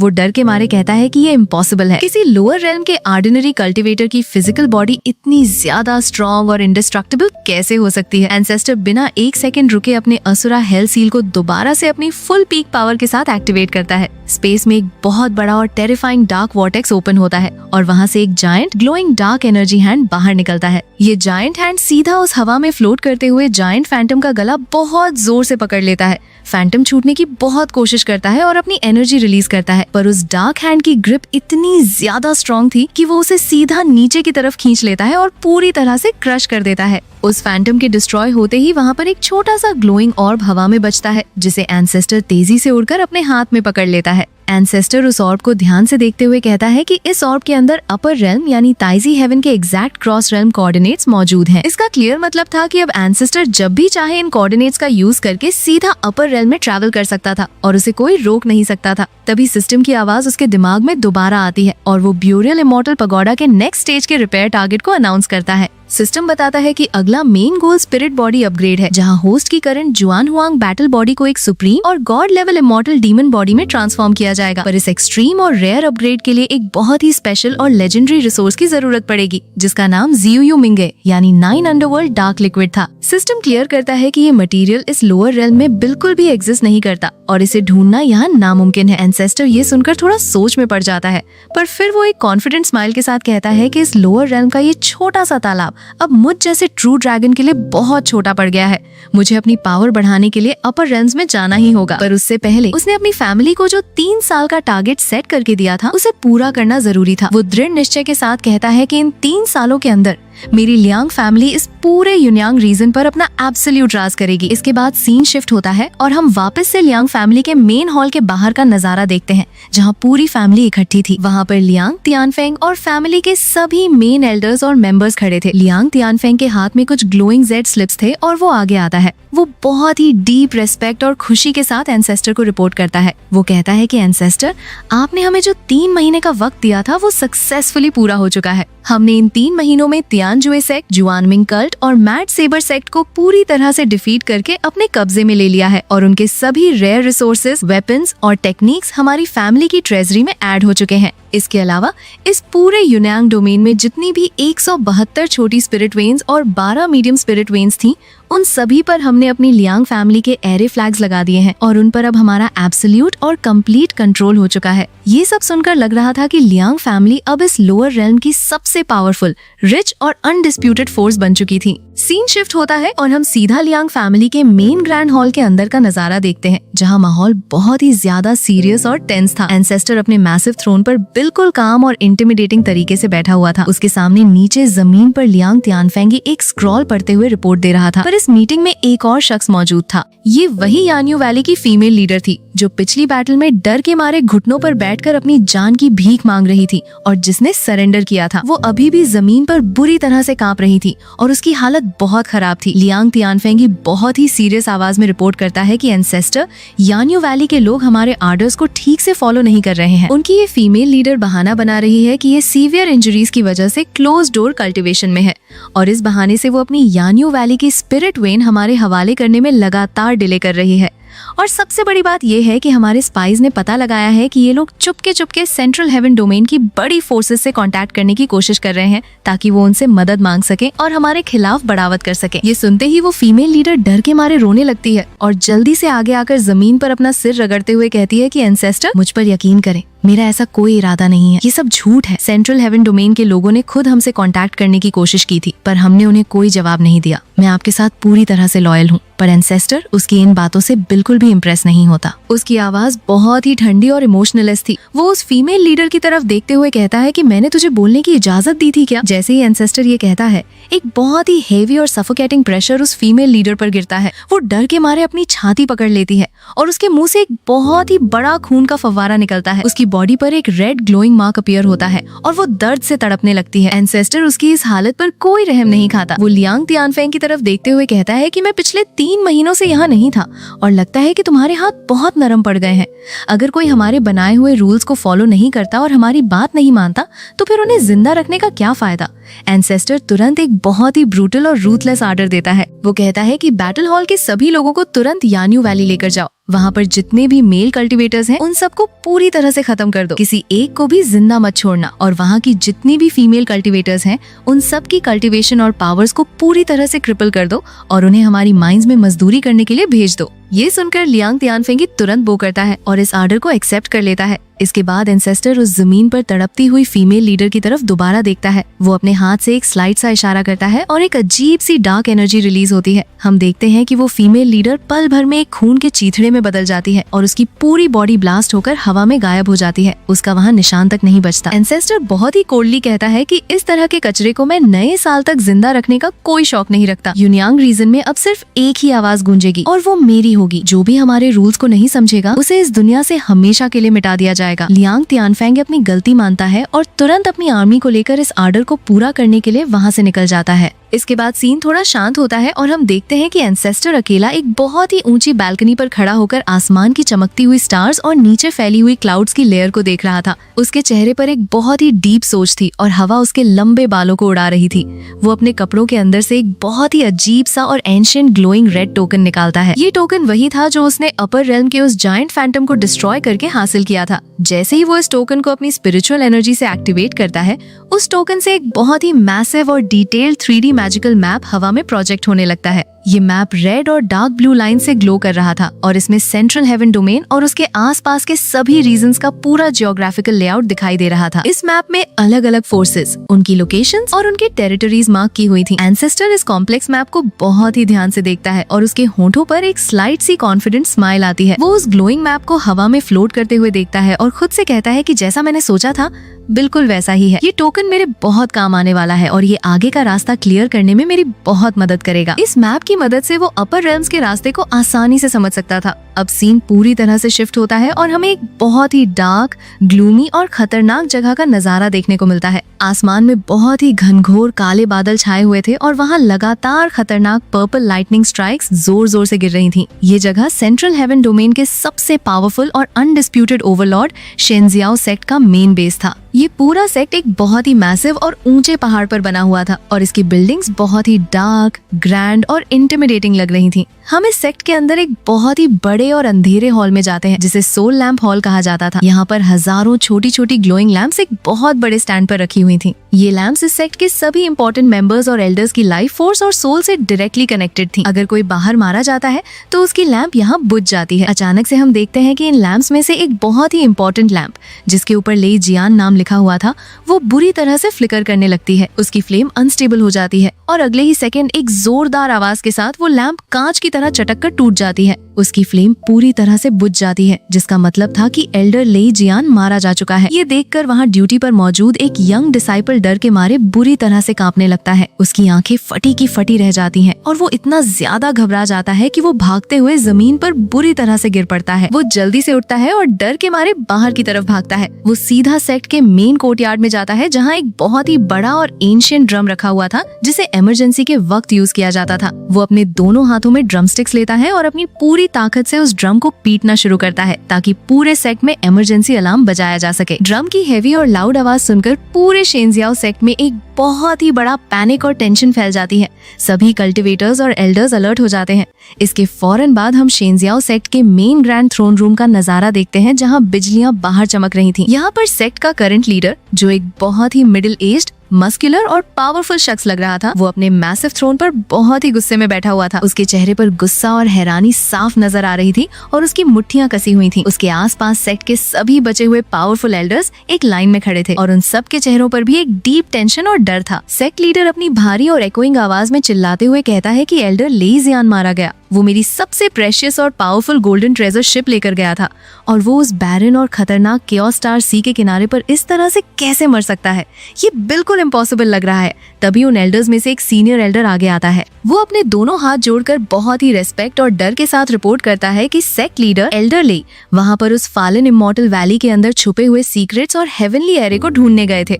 पर जिसने भी उन्हें मारा है उसने सिर्फ उन्हें ही नहीं बल्कि उनके साथ गए हुए 38 एलीट कल्टिवेटर्स को भी एक ही पल में पूरी तरह से मिटा दिया है। ये कोई आम बात नहीं है। इस लेवल की पावर और इतनी जल्दी इतने पावरफुल लोगों को खत्म करने के लिए उस दुश्मन का कल्टीवेशन लेवल कम से कम गॉड ट्रांसफॉर्मेशन रेल्म के कंप्लीट स्टेज पर होना चाहिए, या फिर हो सकता है कि वो कोई वॉइड रिफाइनमेंट रेल्म का पुराना और खतरनाक मॉन्स्टर हो जो वहाँ छुपा बैठा हो। क्या हमें इस मामले में आगे बढ़ने से पहले थोड़ा और सोच विचार नहीं करना चाहिए? शायद हम जल्दबाजी में किसी ऐसी फोर्स से दुश्मनी ले रहे हैं जो हमारे बस के बाहर है।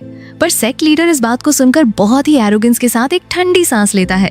वो कहता है कि चाहे वो कोई भी हो, उसने शेंजियाओ सेक्ट से दुश्मनी मोल ली है।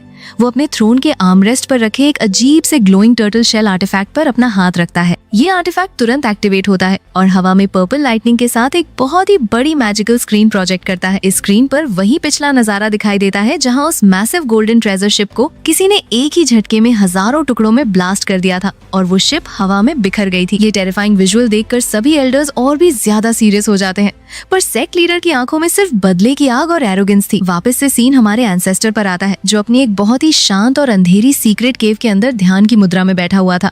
उसके चारों तरफ एक बहुत ही प्योर और इंटेंस गोल्डन एनर्जी लगातार घूम रही थी। वो एक गहरी सांस लेता है और उसके मुंह से एक थिक व्हाइट मिस्ट निकलकर हवा में फैल जाती है। उसके चेहरे पर एक बहुत ही एक्सट्रीम कॉन्फिडेंस और पावर का ग्लो था। वो अपनी आंखें खोलता है और अपने दिमाग में सोचता है कि गॉड ट्रांसफॉर्मेशन रेल्म के कंप्लीट स्टेज पर पहुंचने के बाद मेरी बॉडी के अंदर जो ट्रू एसेंस और स्पिरिचुअल एनर्जी की डेंसिटी है वो इनिशियल स्टेज के कल्टिवेटर से कम 100 गुना ज्यादा हो चुकी है। ये एक बहुत ही मैसिव और अनबिलीवेबल पावर गैप था। वो अपने राइट हाथ को देखता है जहाँ उसकी स्किन के अंदर उसकी नई और सुप्रीम होंगमेंग दाओ बोन चमक रही थी। वो कहता है कि इस गॉड लेवल रूट बोन की पावर के साथ अगर अभी मेरे सामने कोई वॉइड रिफाइनमेंट रेल्म का इनिशियल स्टेज कल्टिवेटर भी आ जाए तो मैं बिना किसी डर के उसे सीधा फ्रंट से फेस कर सकता हूँ और उसे अपनी फिजिकल पावर से ही पूरी तरह से सप्रेस और क्रश कर सकता हूँ। उसकी आवाज में एक ऐसी ताकत थी जो किसी को भी डरा सकती थी। इसके बाद एंसेस्टर अपने अगले मिशन के बारे में सोचने लगता है। वो कहता है कि सिस्टम ने मुझे जियू मिंगे यानी 9 अंडरवर्ल्ड डार्क लिक्विड को ढूंढने का जो टास्क दिया है उसके सारे क्लूज सीधा इस सेंट्रल हेवन डोमेन की तरफ इशारा कर रहे हैं। मेरी अगली मंजिल वही है और मुझे किसी भी हालत में वहां जाना ही होगा। पर वो साथ ही ये भी रियलाइज करता है कि सेंट्रल हेवन डोमेन एक बहुत ही बड़ा और कॉम्प्लेक्स रीजन है जहाँ बहुत सारी पावरफुल फोर्सेस और सेक्ट्स आपस में लड़ते रहते हैं। अगर वो वहाँ बिना किसी इन्फॉर्मेशन के अकेले जाता है तो उस रेयर लिक्विड को ढूंढना बिल्कुल वैसा ही होगा जैसे किसी बहुत बड़े समंदर में एक छोटी सी सुई ढूंढना। ये बहुत टाइम कंज्यूमिंग और मुश्किल काम था। पर तभी उसके चेहरे पर एक बहुत ही चालाक और कॉन्फिडेंट स्माइल आती है। वो कहता है कि सबसे अच्छा तरीका तो ये है कि कोई खुद चलकर मेरे पास आए और मुझे वो रास्ता और क्लू दे दे। मुझे उन्हें ढूंढने की जरूरत नहीं पड़ेगी। वो अपनी उंगलियों पर कुछ कैलकुलेट करता है और आसमान की तरफ देखते हुए कहता है कि अगर मैं वक्त का हिसाब लगाऊं तो उन शेंजियाओ सेक्ट के कुत्तों को अब तक यहाँ पहुंच जाना चाहिए था। और एंसेस्टर का ये हिसाब बिल्कुल सही निकलता है। सीन एकदम से शिफ्ट होता है और हम यूनियांग रीजन के आसमान का नजारा देखते हैं। अचानक से पूरे आसमान का माहौल बहुत ही टेरिफाइंग और खतरनाक हो जाता है। घनघोर काले बादल तेजी से इकट्ठे होने लगते हैं और दिन का वक्त बिल्कुल रात जैसा अंधेरा हो जाता है। इन काले बादलों के बीच में से बहुत ही मैसिव और डिस्ट्रक्टिव रेड लाइटनिंग स्ट्राइक्स लगातार जमीन पर गिरने लगती हैं। एक बहुत ही बड़ी रेड लाइटनिंग स्ट्राइक सीधा एक पहाड़ पर गिरती है और वहाँ पर एक बहुत बड़ा धमाका होता है। जमीन पूरी तरह से फट जाती है और वहाँ एक मैसिव लावा और मैग्मा से भरा हुआ क्रेटर बन जाता है। ये नजारा ऐसा लग रहा था जैसे दुनिया का अंत आने वाला हो। इन बादलों के ठीक नीचे हम देखते हैं कि शेंजियाओ सेक्ट की एक बहुत ही मैसिव और वेल इक्विप्ड आर्मी हवा में फ्लोट कर रही थी। उनके आगे एक बहुत ही एरोगेंट और पावरफुल लुकिंग एल्डर खड़ा था जिसके चेहरे पर एक एविल स्माइल थी। ये लोग पूरी तरह से तैयार थे और उनकी इंटेंट बिल्कुल क्लियर थी कि वो यहाँ तबाही मचाने आए हैं। नीचे जमीन पर लियांग फैमिली की पूरी आर्मी और उनके सभी एल्डर्स लियांग तियानफेंग की लीडरशिप में एक बड़ा सा डिफेंसिव फॉर्मेशन बनाए खड़े थे। उन सब के चेहरों पर एक बहुत ही डीप टेंशन और डर साफ नजर आ रहा था, क्योंकि उन्होंने इससे पहले कभी ऐसी टेरिफाइंग पावर और ऐसी मैसिव आर्मी नहीं देखी थी। आसमान में वो काले बादल तेजी से घूमते हुए एक बहुत ही बड़ा और मैसिव स्विर्लिंग वॉर्टेक्स बनाते हैं। इस वॉर्टेक्स के सेंटर से एक बहुत ही ब्लाइंडिंग लाइट निकलती है और हम देखते हैं कि शेंजियाओ सेक्ट की एक और बहुत ही जायंट, ग्रैंड और God like flying treasure ship उस पोर्टल से बाहर निकल रही है। ये शिप इतनी बड़ी थी कि उसने पूरे आसमान को कवर कर लिया था और इस पर से इतनी हेवी और सफोकेटिंग ऑरा रिलीज हो रही थी कि नीचे खड़े लियांग फैमिली के कल्टीवेटर्स को सांस लेने में तकलीफ होने लगती है। इस शिप के डेक पर शेंजियाओ सेक्ट के बहुत सारे हाई लेवल कल्टीवेटर्स और एल्डर्स खड़े थे और उन सब के आगे एक बहुत ही बूढ़ा पर बहुत ही पावरफुल ओल्ड मैन खड़ा था। उसके सफेद बाल थे और उसके हाथ में एक बड़ा सा स्टाफ था। उसकी आंखों में एक ऐसी एरोगेंस थी जैसे वो नीचे खड़े लोगों को कीड़े मकोड़े समझ रहा हो। ये हैवी प्रेशर इतना ज्यादा था कि लियांग फैमिली के बहुत सारे वीक कल्टीवेटर्स इस प्रेशर को बर्दाश्त नहीं कर पाते और उनके मुंह से खून निकलने लगता है। वो डर और पैन के मारे जमीन पर अपने घुटनों के बल गिर पड़ते हैं। पूरी आर्मी का फॉर्मेशन ऑलमोस्ट टूटने वाला था, पर लियांग तियानफेंगी अपनी जगह पर बिल्कुल स्टेडी और ब्रेव खड़ा रहता है। वो अपने दांत पीसते हुए आसमान की तरफ देखता है और जोर से चिल्लाते हुए उस ओल्ड मैन से पूछता है कि तुम लोग कौन हो और हमारी टेरिटरी में इस तरह से क्यों घुस आए हो। उसकी आवाज में गुस्सा था, पर उस बूढ़े ओल्ड मैन पर इसका कोई असर नहीं होता। वो ओल्ड मैन बहुत ही ठंडी और मॉकिंग आवाज में कहता है कि इसका मुंह बंद करो। उसके इतना कहते ही उसके पीछे खड़ा एक यंग और एरोगेंट शेंजियाओ सेक्ट का कल्टीवेटर आगे आता है। वो हवा में ही अपने हाथ को आगे करता है और एक बहुत ही पावरफुल पर्पल लाइटनिंग एनर्जी का पाम स्ट्राइक सीधा लियांग तियानफेंग की तरफ लॉन्च करता है। ये अटैक इतना फास्ट और स्ट्रॉन्ग था कि लियांग तियानफेंग को बचने का मौका ही नहीं मिलता। वो अपनी पूरी स्पिरिचुअल एनर्जी यूज करके एक शील्ड बनाता है, पर वो पर्पल पाम उस शील्ड को कांच की तरह तोड़ देता है और लियांग तियानफेंग को बुरी तरह से हिट करता है। लियांग तियानफेंग हवा में उड़ता हुआ पीछे की तरफ गिरता है और उसके मुंह से खून निकलता है। वो समझ जाता है कि ये दुश्मन उनके बस के बाहर है। वो तुरंत अपने घुटनों पर बैठता है, अपने दोनों हाथ जोड़ता है और बहुत ही लाउड आवाज में चिल्लाता है कि मैं एंसेस्टर से रिक्वेस्ट करता हूँ कि वो बाहर आए और हमारी मदद करें। जैसे ही लियांग तियानफेंग की आवाज गूंजती है, आसमान में एक बहुत ही पावरफुल और सडन स्पैटियल फ्लक्चुएशन होती है। एक गोल्डन लाइट का फ्लैश होता है और अगले ही सेकंड हमारा यंग और पावरफुल एंसेस्टर हवा में फ्लोट करते हुए उन सब के सामने अपीयर हो जाता है। उसके आते ही वहाँ का पूरा माहौल और प्रेशर पल भर में बदल जाता है। शेंजियाओ सेक्ट की वो सफोकेटिंग ऑरा बिल्कुल गायब हो जाती है। एंसेस्टर बहुत ही काम, रिलैक्स और कॉन्फिडेंट लग रहा था। उसने अपने दोनों हाथ पीछे की तरफ बांधे हुए थे और वो उस मैसिव फ्लाइंग शिप की तरफ एक बहुत ही मॉकिंग लुक के साथ देखता है। वो एक गहरी सांस लेता और बहुत ही सरकास्टिक टोन में कहता है कि क्या सेंट्रल हेवन डोमेन के लोग इतने ही बदतमीज और बिना मैनर्स के होते हैं? दूसरों के घर में इस तरह से बिना इजाजत घुस आना, क्या यही तुम्हारी तहजीब है? वो बूढ़ा ओल्ड मैन एंसेस्टर को देखकर थोड़ा हैरान होता है, क्योंकि उसने एक्सपेक्ट नहीं किया था कि लियांग फैमिली का एंसेस्टर इतना यंग और पावरफुल दिखेगा। वो एंसेस्टर की तरफ पॉइंट करते हुए बहुत ही एरोगेंस के साथ कहता है कि तो तुम ही वो लियांग जियावेन हो। तुम्हारी इस छोटी सी लियांग फैमिली ने हमारे शेंजियाओ सेक्ट के एक बहुत ही इंपॉर्टेंट एल्डर को मारने की हिम्मत की है और तुमने हमारी सेक्ट का सबसे प्रेशियस हेवी ट्रेजर भी चुरा लिया है। ये एक बहुत बड़ा गुनाह है जिसे किसी भी हालत में माफ नहीं किया जा सकता।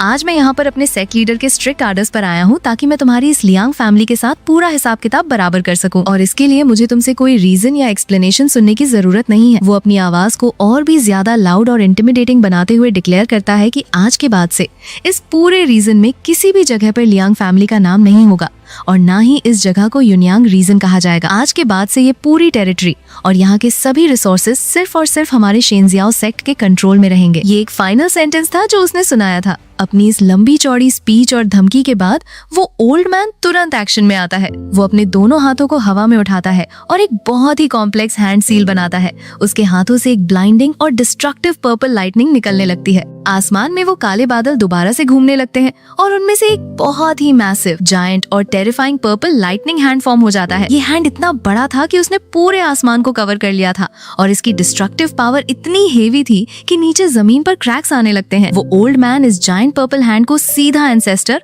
और नीचे खड़ी लियांग फैमिली की तरफ पूरी फोर्स के साथ पुश करता है। ये अटैक देखने में ऐसा लग रहा था जैसे कोई गॉड आसमान से अपना अजाब भेज रहा हो, पर हमारा एंसेस्टर अपनी जगह पर बिल्कुल भी नहीं घबराता।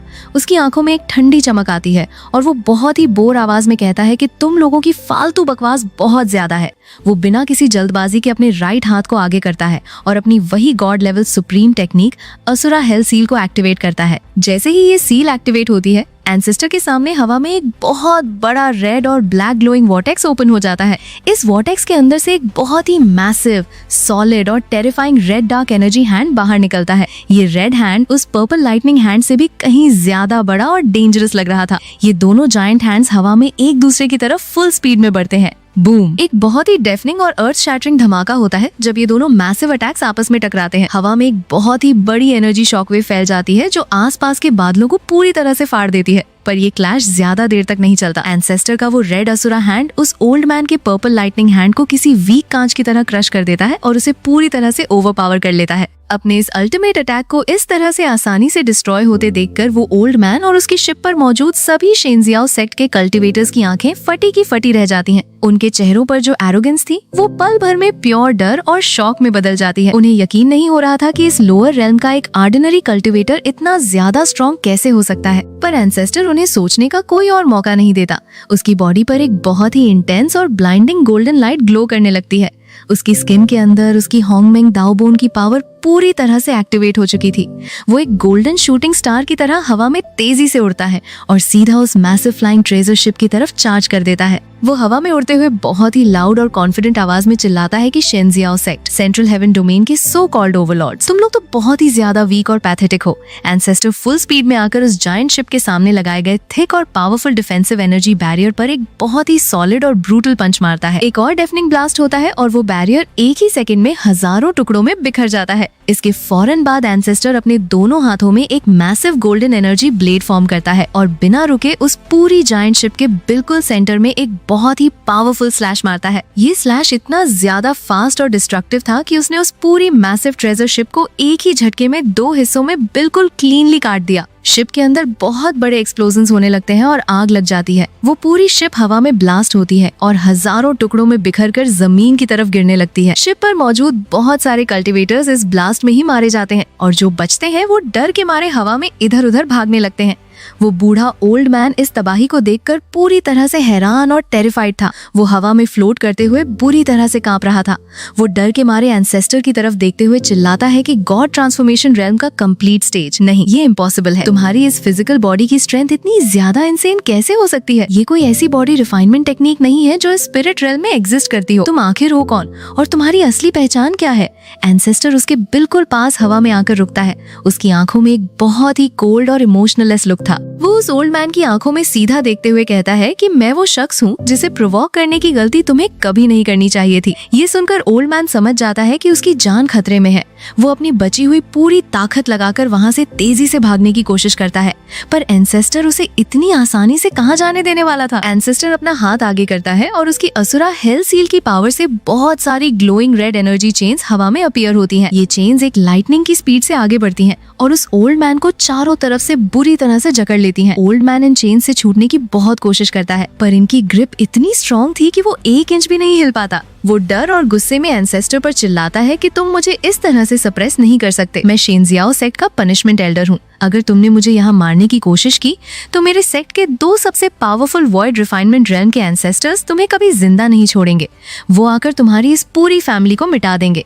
पर एंसेस्टर उसकी इस धमकी को सुनकर थोड़ा सा हंसने लगता है। वो बहुत ही कामली कहता है कि अगर वो मुझे ढूंढने यहाँ नहीं आएंगे तो कोई बात नहीं, मैं खुद चलकर उन्हें ढूंढने उनके पास पहुँच जाऊंगा। ये बोलकर एंसेस्टर अपनी 2 उंगलियां आगे करता है और उन पर एक शार्प गोल्डन एनर्जी ग्लो करने लगती है। वो बिना किसी हेजिटेशन के अपनी उन उंगलियों को उस ओल्ड मैन के फोरहेड पर जोर से रख देता है और एक बहुत ही brutal soul search technique activate कर देता है। ओल्ड मैन दर्द के मारे जोर जोर से चिल्लाने लगता है और उसकी आवाज पूरे आसमान में गूंजने लगती है। जब एंसेस्टर उसकी मेमोरीज को फोर्स से एक्सट्रैक्ट कर रहा था, कुछ ही सेकंड्स में सोल सर्च का प्रोसेस पूरा हो जाता है और वो ओल्ड मैन पूरी तरह से लाइफलेस होकर एक सूखी लाश में बदल जाता है। एंसेस्टर उसकी बॉडी को एक कचरे की तरह हवा से नीचे फेंक देता है। एंसेस्टर हवा में खड़ा होकर अपनी आंखें बंद करता है और जो इन्फॉर्मेशन उसे अभी मिली थी उसे प्रोसेस करता है। उसकी आंखों में एक बहुत ही इंटेंस और खुशी की चमक आती है। वो खुद से कहता है कि central heaven domain Mingyu cold pool, तो ये बात है। वो रेयर और लेजेंडरी ज़ियुयू मिंगे यानी 9 अंडरवर्ल्ड डार्क लिक्विड का असली सोर्स शेंजियाओ सेक्ट ने अपने एक सीक्रेट और फॉरबिडन ग्राउंड के अंदर कंट्रोल करके रखा हुआ है। ये तो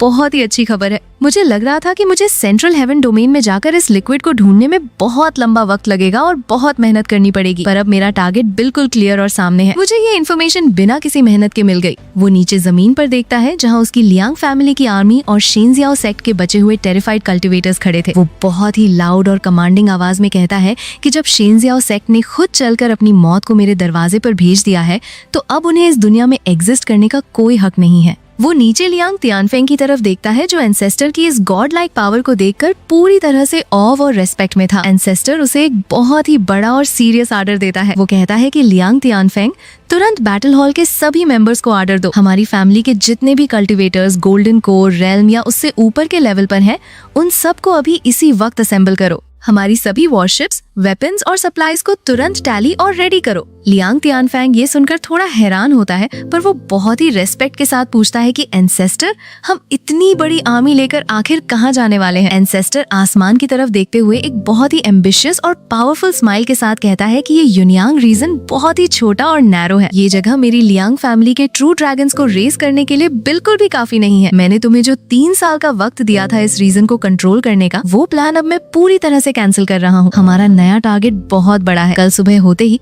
हमारी पूरी बैटल हॉल की आर्मी यहाँ से मार्च करेगी। हम सीधा सेंट्रल हेवन डोमेन में जाएंगे और उस शेंजियाओ सेक्ट को हमेशा के लिए इस दुनिया से मिटा देंगे। ये सुनकर लियांग तियानफेंग और पूरी लियांग फैमिली की आर्मी में एक बहुत ही बड़ा जोश और हाइप फैल जाता है।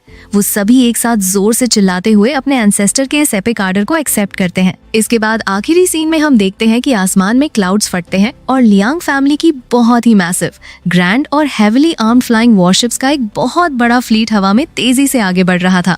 उनकी मंजिल अब सेंट्रल हेवन डोमेन थी और एक बहुत ही एपिक और मैसिव वॉर शुरू होने वाली थी। सीन शिफ्ट होता है और हम देखते हैं कि शेंजियाओ सेक्ट की पूरी आर्मी और उनकी मैसिव फ्लाइंग शिप्स आसमान में तेजी से आगे बढ़ रही थी। उनका सेक्ट लीडर जो अपनी मेन शिप पर खड़ा था, वो बहुत ही लाउड और कमांडिंग आवाज में आर्डर देता है कि फॉर्मेशन को तुरंत सेट करो और जितने भी कोर कंपोनेंट्स हैं उन्हें जल्दी से जल्दी डिप्लॉय करके सिस्टम में इंटीग्रेट करो। उनकी तैयारी बहुत ही मैसिव और वॉर लेवल की लग रही थी। दूसरी तरफ हम देखते हैं कि हमारा एंसेस्टर अपनी ग्रैंड और मैसिव फ्लाइंग शिप के आगे बिल्कुल काम, रिलैक्स और फोकस के साथ ध्यान की मुद्रा में बैठा हुआ था। उसकी आंखें बंद थीं और हवा उसके लंबे काले बालों को उड़ा रही थी। उसकी पूरी लियांग फैमिली की आर्मी, जिसमें हजारों वेल इक्विप्ड कल्टिवेटर्स शामिल थे, वो सभी पूरी तरह से बैटल रेडी थे और अपने वेपन्स के साथ एंसेस्टर के पीछे फॉर्मेशन बनाए खड़े थे। तभी हमें सेंट्रल हेवन डोमेन का एक बहुत ही बड़ा और डिटेल्ड ग्लोइंग मैप दिखाया जाता है। ये मैप साफ बता रहा था कि शेंजियाओ सेक्ट इस रीजन का अनडिस्प्यूटेड ओवरलॉर्ड है, जो नॉर्थ के 72 स्टेट्स पर अपना एब्सोल्यूट राज करता है और इनके अंडर बहुत सारे छोटे मोटे सेक्ट्स और फोर्सेस आते हैं। इनका इन्फ्लुएंस और पावर बहुत ही ज्यादा फैला हुआ था। कुछ देर आगे सफर करने के बाद लियांग तियानफेंगी, जो लियांग फैमिली का हेड था, वो चलते हुए आगे आता है और एंसेस्टर के बिल्कुल पास आकर बहुत ही डीप रेस्पेक्ट के साथ थोड़ा झुक कर रिपोर्ट करता है। वो कहता है कि एंसेस्टर, सामने ठीक 30,000 माइल की दूरी पर तियानले सिटी मौजूद है। ये शेंजियाओ सेक्ट की एक बहुत ही इंपॉर्टेंट और heavily guarded outer defence city है, जहाँ उन्होंने 7 टियर माइरियड थंडर ट्रिब्यूलेशन एरे नाम का एक बहुत ही खतरनाक और पावरफुल डिफेंसिव बैरियर लगाया हुआ है। इसके अलावा वहाँ पर उनकी 1 लाख कल्टिवेटर्स की एक मैसिव आर्मी पहले से ही हमारा इंतजार कर रही है। इस सिटी की दीवारें कोई आम दीवारें नहीं है, बल्कि ये rare purple hard black iron से बनी है, जिन्हें बाहर से फोर्स के साथ तोड़ना बहुत ही मुश्किल काम है। लियांग तियानफेंगी थोड़ा सोचकर एक सजेशन देता है और पूछता है कि क्या हमें अपने कुछ एलीट स्काउट्स को भेजकर उनके इस एरे के कोर को डिसरप्ट करने की कोशिश करनी चाहिए, ताकि हमारा आगे का रास्ता थोड़ा आसान हो सके। पर एंसेस्टर बिना अपनी आंखें खोले बहुत ही कामली और बिना किसी टेंशन के सिर्फ एक लाइन कहता है कि इसकी कोई जरूरत नहीं है। उसकी आवाज में एक ऐसा कॉन्फिडेंस था जो बता रहा था कि उसे इन सब छोटी मोटी रुकावटों की कोई फिक्र नहीं है। लियांग फैमिली का ये बहुत ही मैसिव और इंटिमिडेटिंग फ्लीट हवा में उड़ते हुए सीधा तियानले सिटी के बिल्कुल सामने पहुंच जाता है। सिटी के ऊंची और थिक दीवारों पर खड़ी शेंजियाओ सेक्ट की आर्मी उन्हें आते हुए देख लेती है। उनकी एक फीमेल कमांडर, जो बहुत ही एरोगेंस के साथ खड़ी थी, वो इस फ्लीट को देखकर मॉकिंग टोन में कहती है कि ये युनियांग रीजन की लियांग फैमिली यहाँ क्या कर रही है? ये तो एक बहुत ही छोटा और रिमोट रीजन का सेक्ट है। इनकी इतनी हिम्मत कैसे हुई कि ये हमारी सिटी के सामने इस तरह से आए? उसके साथ खड़ा उनका मेल कमांडर इस सिचुएशन को थोड़ा सीरियस लेता है और वो तुरंत अपनी लाउड आवाज में आर्डर देता है कि ग्रैंड डिफेंसिव एरे को अभी इसी वक्त एक्टिवेट करो। अगले ही सेकंड पूरी तियानले सिटी के ऊपर एक बहुत ही मैसिव, थिक और ग्लोइंग पर्पल लाइटनिंग का एनर्जी डोम बन जाता है जो पूरी सिटी को कवर कर लेता है। उनके सभी heavy spirit cannons Liang family के फ्लीट पर पॉइंट हो जाते हैं और उनमें से ग्लोइंग एनर्जी निकलने लगती है। वो कमांडर जोर से चिल्लाता है और एंसेस्टर को धमकी देते हुए कहता है कि यहीं पर रुक जाओ। अगर तुमने इस बाउंड्री को क्रॉस करके 10 माइल के अंदर आने की कोशिश की तो हम इस एरे और अपने कैनन से तुम्हें यहीं पर खत्म कर देंगे। पर हमारा एंसेस्टर उनकी इन धमकियों पर बिल्कुल भी रिएक्ट नहीं करता। वो अपनी जगह से धीरे धीरे खड़ा होता है। उसकी आंखों में एक बहुत ही ठंडी और शार्प चमक थी। वो बिना किसी डर, जल्दबाजी या टेंशन के अपने राइट हाथ की 2 उंगलियों को आगे की तरफ करता है। उसकी उंगलियों पर एक बहुत ही इंटेंस और ब्लाइंडिंग गोल्डन एनर्जी तेजी से ग्लो करने लगती है और अगले ही सेकंड वो एक बहुत ही शार्प और destructive golden energy beam shoot करता है। ये गोल्डन बीम हवा को फाड़ते हुए एक लाइटनिंग की स्पीड से सीधा उस मैसिव पर्पल डोम की तरफ जाती है। जैसे ही ये बीम उस डोम से टकराती है वो थिक और so called impenetrable defensive barrier किसी वीक पेपर की तरह एक ही सेकंड में फट जाता है और उसमें एक बहुत बड़ा होल बन जाता है। पर ये बीम वहीं पर नहीं रुकती। ये बीम बिना अपनी स्पीड कम किए उस पूरी तियानलेई सिटी के बिल्कुल सेंटर से गुजरती है और उस पूरी मैसिव सिटी को उसकी उन rare purple hard black iron की दीवारों के साथ 2 हिस्सों में बिल्कुल क्लीनली काट देती है। सिटी के अंदर एक बहुत ही बड़ा और डेफनिंग धमाका होता है और चारों तरफ आग और धूल फैल जाती है। एक ही सिंगल और कैजुअल स्ट्राइक में उस पूरी सिटी का डिफेंस पूरी तरह से डिस्ट्रॉय हो चुका था। ये अनबिलीवेबल और जॉ ड्रॉपिंग नजारा देखकर पीछे खड़ी पूरी लियांग फैमिली की आर्मी और उनके सभी एल्डर्स पूरी तरह से शॉक्ड और अमेज्ड रह जाते हैं। लियांग तियानफेंग की आंखें फटी की फटी रह जाती हैं और वो हैरानी से अपने दिमाग में सोचता है कि मुझे तो लगा था एंसेस्टर को इस सिटी को तोड़ने के लिए सच में थोड़ी बहुत फाइट करनी पड़ेगी और अपनी रियल पावर यूज करनी पड़ेगी, पर उन्होंने तो बिना किसी मैजिकल ट्रेजर या हाई लेवल टेक्निक के सिर्फ अपने हाथ के एक छोटे से इशारे से उस पूरी इम्पेनेट्रेबल सिटी को 2 हिस्सों में काट कर रख दिया। ये किस लेवल की पावर है? वो इस शौक से जल्दी बाहर आता है और उसकी आंखों में एक बहुत ही डीप रेस्पेक्ट और जोश भर जाता है। वो तुरंत अपनी पूरी आर्मी की तरफ मुड़ता है और अपनी पूरी ताकत से जोर से चिल्लाते हुए उन्हें जोश दिलाता है कि एंसेस्टर की पावर सुप्रीम है, एंसेस्टर डिवाइन है। पूरी फोर्स बिना रुके आगे बढ़ो और सीधा शेंजियाओ सेक्ट के मेन डोर पर हमला करो। आज हम उन्हें पूरी तरह से खत्म कर देंगे। पूरी आर्मी एक साथ लाउड चीयर करती है और उनका मैसिव फ्लीट उस तबाह हुई सिटी के ऊपर से गुजरकर आगे बढ़ने लगता है। दूसरी तरफ सीन शिफ्ट होता है और हम शेंजियाओ सेक्ट के मेन अंधेरे हॉल के अंदर जाते हैं जहां उनकी सोल लैंप्स रखी हुई थी। अचानक से वहां ड्यूटी पर मौजूद एल्डर्स देखते हैं कि तियानलेई सिटी के उन सभी मेन कमांडर्स की सोल लैंप्स एक एक करके बुरी तरह से टूटने लगती हैं और उनकी फ्लेम्स पूरी तरह से बुझ जाती हैं।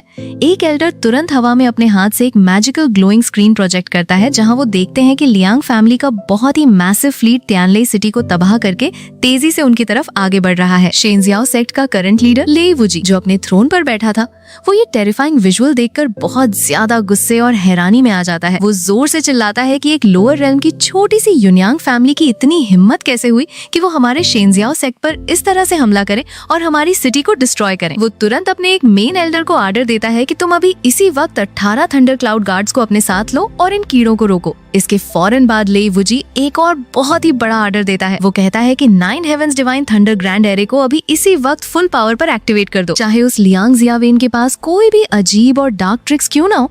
जब वो इस गॉड लेवल एरे के अंदर आएगा तो मैं उसे इसी एरे के एक्सट्रीम प्रेशर से क्रश करके उसकी हड्डियां तोड़ दूंगा। अपने ऑर्डर्स देने के बाद लेई वुजी अपनी जगह से उठता है और चलकर सेक्ट के एक बहुत ही अंधेरे और सीक्रेट फॉरबिडन हिस्से में जाता है जहाँ एक बहुत ही जायंट और एंशिएंट स्टैच्यू बना हुआ था। ये जगह बहुत ही मिस्टीरियस लग रही थी और यहाँ की हवा में एक अजीब सा हेवी प्रेशर था। लेई वुजी उस जायंट स्टैच्यू के बिल्कुल सामने आकर खड़ा होता है और अपने राइट हाथ की उंगली से एक ग्लोइंग मैजिकल मार्क उस स्टैच्यू के फोरहेड पर ड्रॉ करता है। जैसे ही वो मार्क कंप्लीट होता है, स्टैच्यू के अंदर से ग्लोइंग पर्पल एनर्जी निकलने लगती है और उसके पीछे एक बहुत ही बड़ा और भारी हिडन स्टोन डोर धीरे धीरे ओपन हो जाता है। लेई वुजी उस अंधेरी और डीप केव के अंदर जाता है और जमीन पर अपने घुटनों के बल बैठकर अपना सिर जमीन पर रगड़ते हुए बहुत ही डीप रेस्पेक्ट और डर के साथ कहता है कि शेंजियाओ सेक्ट का 40वें सेक्ट मास्टर लेई वुजी अपने एंसेस्टर को रिस्पेक्टफुली ग्रीट करता है। वो रिपोर्ट करते हुए बताता है कि युनियांग रीजन की लियांग फैमिली ने हमारे सेक्ट पर एक बहुत ही मैसिव हमला कर दिया है और उनका मेन टारगेट हमारा फॉरबिडन ग्राउंड और वो जियो मिंगे लिक्विड है जिसे हमने इतने सालों से छुपा कर रखा है।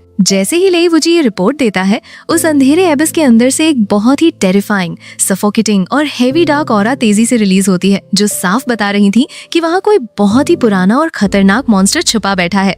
ये शेंजियाओ सेक्ट का असली और सबसे पावरफुल वॉइड रिफाइनमेंट रेल्म का एंसेस्टर था, जो अभी भी जिंदा था। अब सीन वापस से मेन बैटलफील्ड पर शिफ्ट होता है और हम देखते हैं कि लियांग फैमिली का वो मैसिव फ्लाइंग फ्लीट शेंजियाओ सेक्ट के मेन बेस के बिल्कुल सामने पहुंच चुका था।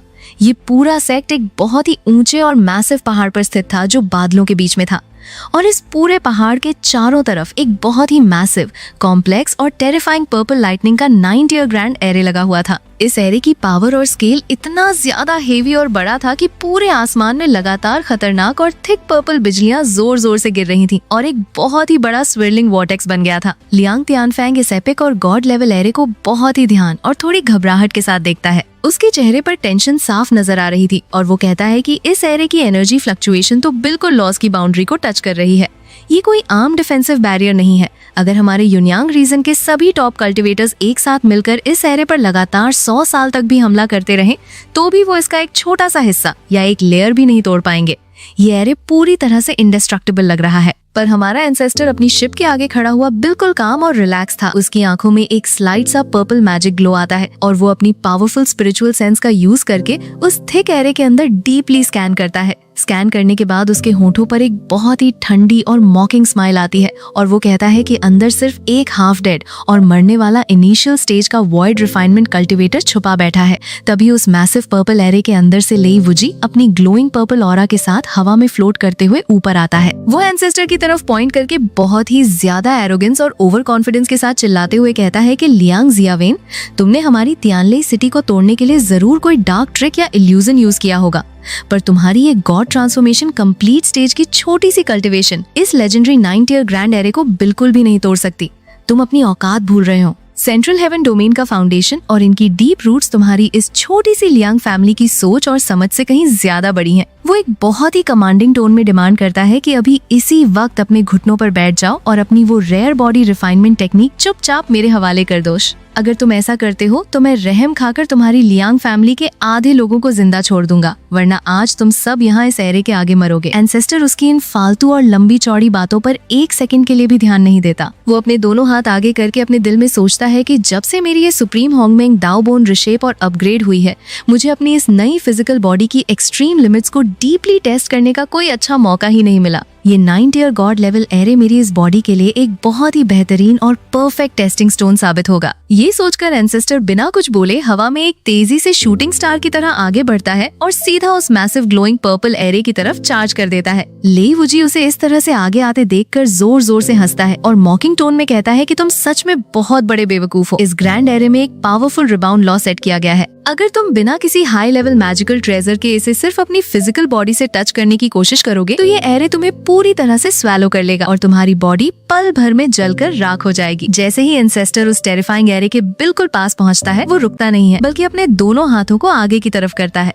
उसकी बॉडी पर एक बहुत ही इंटेंस और ब्लाइंडिंग गोल्डन लाइट तेजी से ग्लो करने लगती है। वो अपनी सुप्रीम जुआन हुआंग बैटल बॉडी और उस लेजेंडरी होंगमेंग दाओ बोन की गॉड लाइक पावर को पूरी तरह से एक्टिवेट कर देता है। वो उस मैसिव एरे के एनर्जी बैरियर पर अपने दोनों नंगे हाथ जोर से रख देता है। एरे से बहुत ही खतरनाक पर्पल लाइटनिंग निकलती है जो एंसेस्टर को हिट करती है, पर एंसेस्टर की बॉडी पर इसका एक स्क्रैच तक नहीं आता। उसकी स्किन पर जो गोल्डन ग्लो था वो उस लाइटनिंग को पूरी तरह से अब्सॉर्ब और रिफ्लेक्ट कर रहा था। वो उस डिस्ट्रक्टिव पर्पल डिवाइन थंडर को अपनी रॉ और ब्रूटल फिजिकल पावर से फोर्स करके एरे की आउटर लेयर पर ही पूरी तरह से सप्रेस कर देता है। उसकी मसल्स बहुत तेजी से बल्ज होती हैं और उसकी आंखों में एक बहुत ही फियर्स चमक आती है और फिर एक बहुत ही लाउड, डेफनिंग और अर्थ शैटरिंग आवाज के साथ एंसेस्टर अपने दोनों हाथों को जोर से ऑपोजिट डायरेक्शन में खींचता है और उस इम्पेनेट्रेबल गॉड लेवल एरे को किसी सस्ते कपड़े की तरह अपने नंगे हाथों से फाड़ देता है। हवा में एक बहुत बड़ा और ब्लाइंडिंग ब्लास्ट होता है और वो पूरा ग्रैंड एरे हजारों ग्लोइंग टुकड़ों में बिखर जाता है। ये नजारा इतना ज्यादा शॉकिंग था कि वहाँ खड़े किसी भी शख्स को अपनी आंखों पर यकीन नहीं हो रहा था। अपने सेक्ट के सबसे पावरफुल और अल्टीमेट एरे को इस तरह से एक ऑर्डिनरी कल्टिवेटर के बेयर हैंड से फटते हुए देखकर लेई वुजी और उसके पीछे खड़े सभी शेंजियाओ सेक्ट के एल्डर्स की आंखें फटी की फटी रह जाती हैं। उनके चेहरों पर जो एरोगेंस और एटीट्यूड था वो पल भर में प्योर डर और पैनिक में बदल जाता है। एंसेस्टर उस फटी हुई स्पेस से बिल्कुल स्मूथली अंदर ऑन्टर करता है और हवा में फ्लोट करते हुए सीधा लेई वुजी के पास आता है। वो एक बहुत ही ठंडी और मॉकिंग टोन में कहता है कि तुम्हारा ये सो कॉल्ड ग्रैंड एरे तो बहुत ही वीक और फ्रैजाइल निकला। लेई वुजी डर के मारे बुरी तरह से कांपने लगता है और हवा में पीछे हटते हुए चिल्लाता है कि ये बिल्कुल इम्पॉसिबल है। तुम्हारी फिजिकल स्ट्रेंथ इतनी ज्यादा इंसेन कैसे हो सकती है? तुम आखिर हो कौन? तुम कोई इंसान नहीं बल्कि एक मॉन्स्टर हो। एंसेस्टर उसकी तरफ एक कोल्ड लुक देता है और ठंडी आवाज में कहता है कि तुम्हारी बकवास बहुत हो गई, अब चुपचाप मरने के लिए तैयार हो जाओ। एंसेस्टर बिना कोई वक्त जाया किए अपना राइट हाथ आगे करता है और एक बहुत ही पावरफुल ग्लोइंग गोल्डन पंच लेई वुजी की तरफ लॉन्च करता है। लेई वुजी अपनी जान बचाने के लिए तुरंत अपनी पूरी स्पिरिचुअल एनर्जी यूज करके एक मैसिव पर्पल लाइटनिंग का हेवी शील्ड अपने सामने बनाता है। पर जैसे ही वो गोल्डन पंच उस शील्ड को हिट करने वाला होता है, तभी अचानक से आसमान में एक बहुत बड़ा और टेरिफाइंग स्पैटियल क्रैक ओपन हो जाता है। इस डार्क क्रैक के अंदर से एक बहुत ही जायंट, टेरिफाइंग और डार्क स्केलेटल हैंड तेजी से बाहर निकलता है और एंसेस्टर के उस पावरफुल पंच को फोर्स के साथ ब्लॉक कर लेता है। पंच और उस स्केलेटल हैंड के टकराते ही हवा में एक बहुत बड़ी और डिस्ट्रक्टिव एनर्जी शॉकवेव फैल जाती है जो आसपास के क्लाउड्स को पूरी तरह से फाड़ देती है। जब धूल और एनर्जी थोड़ी छंटती है तो हम देखते हैं कि हवा में एक बूढ़ा ओल्ड मैन जिसके सफेद बाल थे और जिसके हाथ में एक अजीब सा डार्क ग्लोइंग स्टाफ था, वो लेई वुजी के बिल्कुल आगे खड़ा था।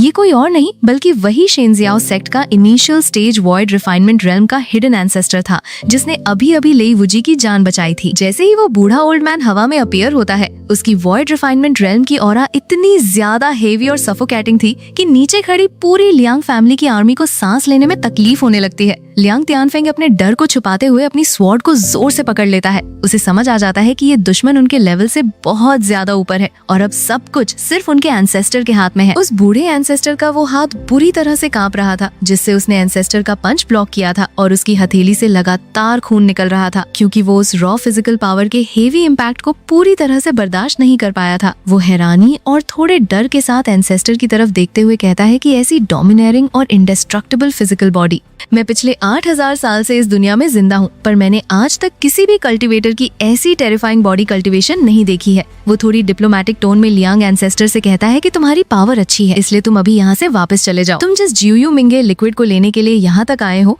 उसका डायरेक्ट कनेक्शन अपर रेल्म यानी ताइजी हेवन के एक बहुत बड़े और सुप्रीम सेक्ट से है। तुम उस लिक्विड को हाथ भी नहीं लगा सकते वरना वो लोग तुम्हें हमेशा के लिए मिटा देंगे। पर लियांग एंसेस्टर उसकी इस धमकी को सुनकर बहुत ही फियरलेस और कॉन्फिडेंट स्माइल के साथ कहता है कि ताइजी हेवन, तुम मुझे उनसे डरा रहे हो। 1 महीने पहले मैंने उनके एक बहुत ही पावरफुल डिवाइन सेंस प्रोजेक्शन को फालन इमॉर्टल वैली में बुरी तरह से क्रश किया था। आज मैं इस शेंजियाओ सेक्ट को पूरी तरह से डिस्ट्रॉय कर दूंगा और वो लिक्विड लेकर ही यहाँ से जाऊंगा। अगर ताइजी हेवन के लोग मुझे रोकने के लिए नीचे आए तो मैं उन्हें भी यहीं पर जिंदा गाड़ दूंगा। ये एरोगेंट और गॉड लाइक बातें सुनकर वो बूढ़ा ओल्ड मैन बहुत ज्यादा गुस्से में आ जाता है और चिल्लाते हुए कहता है कि तुम बहुत ज्यादा एरोगेंट और बेवकूफ हो। वो तुरंत अपनी सुप्रीम वॉइड रिफाइनमेंट पावर को पूरी तरह से रिलीज करता है और अपना एक बहुत ही मैसिव और गॉड लेवल डोमेन एक्टिवेट कर देता है। आसमान का रंग पूरी तरह से डार्क पर्पल हो जाता है और चारों तरफ खतरनाक लाइटनिंग स्ट्राइक होने लगती है। ओल्ड मैन बहुत ही भारी आवाज में कहता है कि मेरे इस एब्सोल्यूट डोमेन के अंदर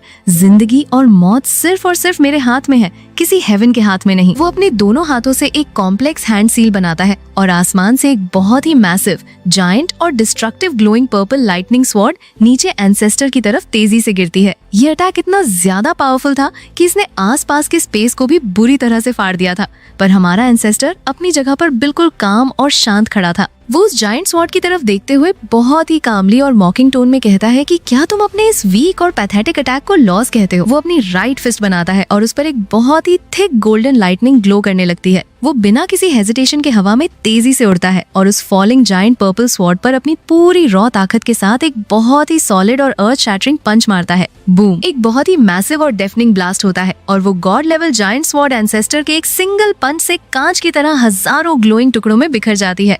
ये पंच इतना ज्यादा हेवी था कि इसकी फोर्स ने आसपास के हवा को भी बुरी तरह से कंप्रेस कर दिया था। साथ ही उस पंच की हेवी शॉकवेव से उस ओल्ड मैन का पूरा सुप्रीम डोमेन भी पूरी तरह से शैटर हो जाता है और आसमान वापस नॉर्मल होने लगता है। ओल्ड मैन ये अनबिलीवेबल नजारा देखकर पूरी तरह से शॉक्ड और टेरिफाइड रह जाता है। उसकी आंखें फटी रह जाती हैं और उसके हाथों से उसका स्टाफ छूटने वाला होता है। वो डर के मारे चिल्लाता है कि तुमने अभी तक लॉस को मास्टर भी नहीं किया है, तो तुमने मेरे इस एब्सोल्यूट डोमेन को इस तरह से एक पंच में कैसे तोड़ दिया? एंसेस्टर उसके सामने हवा में फ्लोट करते हुए एक ठंडी स्माइल के साथ कहता है कि एब्सोल्यूट और ग्रेट पावर किसी भी लॉ को आसानी से क्रश कर सकती है। ओल्ड मैन समझ जाता है कि वो इस मॉन्स्टर से फिजिकल या डायरेक्ट फाइट कभी नहीं जीत सकता। वो अपनी आखिरी चाल चलता है और अपने डार्क स्टाफ को हवा में वेव करके एक बहुत ही खतरनाक और कॉम्प्लेक्स स्पैटियल अटैक लॉन्च करता है। इस अटैक से बहुत सारी ग्लोइंग रेड और ब्लैक एनर्जी बीम्स एंसेस्टर को हिट करने के लिए तेजी से आगे बढ़ती हैं। पर एंसेस्टर बहुत ही कामली अपनी 2 उंगलियां आगे करता है और अपना अल्टीमेट और god level attack Asura hell seal activate कर देता है। आसमान में एक बहुत बड़ा और terrifying red glowing vortex open होता है, जिसमें से लगातार रेड लाइटनिंग निकल रही थी। इस वोर्टेक्स के अंदर से एक बहुत ही मैसिव, सॉलिड और डेमोनिक रेड जायंट हैंड बाहर निकलता है। ये जायंट हैंड इतना बड़ा था कि इसने पूरे बैटलफील्ड को कवर कर लिया था। ये जायंट हैंड उस ओल्ड मैन के स्पैटियल अटैक को पल भर में किसी कांच की तरह क्रश कर देता है और बिना रुके सीधा उस बूढ़े एंसेस्टर की तरफ बहुत ही तेजी से बढ़ता है ताकि उसे पूरी तरह से मिटा सके। ये अटैक देखकर लग रहा था कि आज इस ओल्ड मैन और उसके सेक्ट का आखिरी दिन आ चुका है और यहीं पर इस कमाल के एपिसोड का एंड हो जाता है।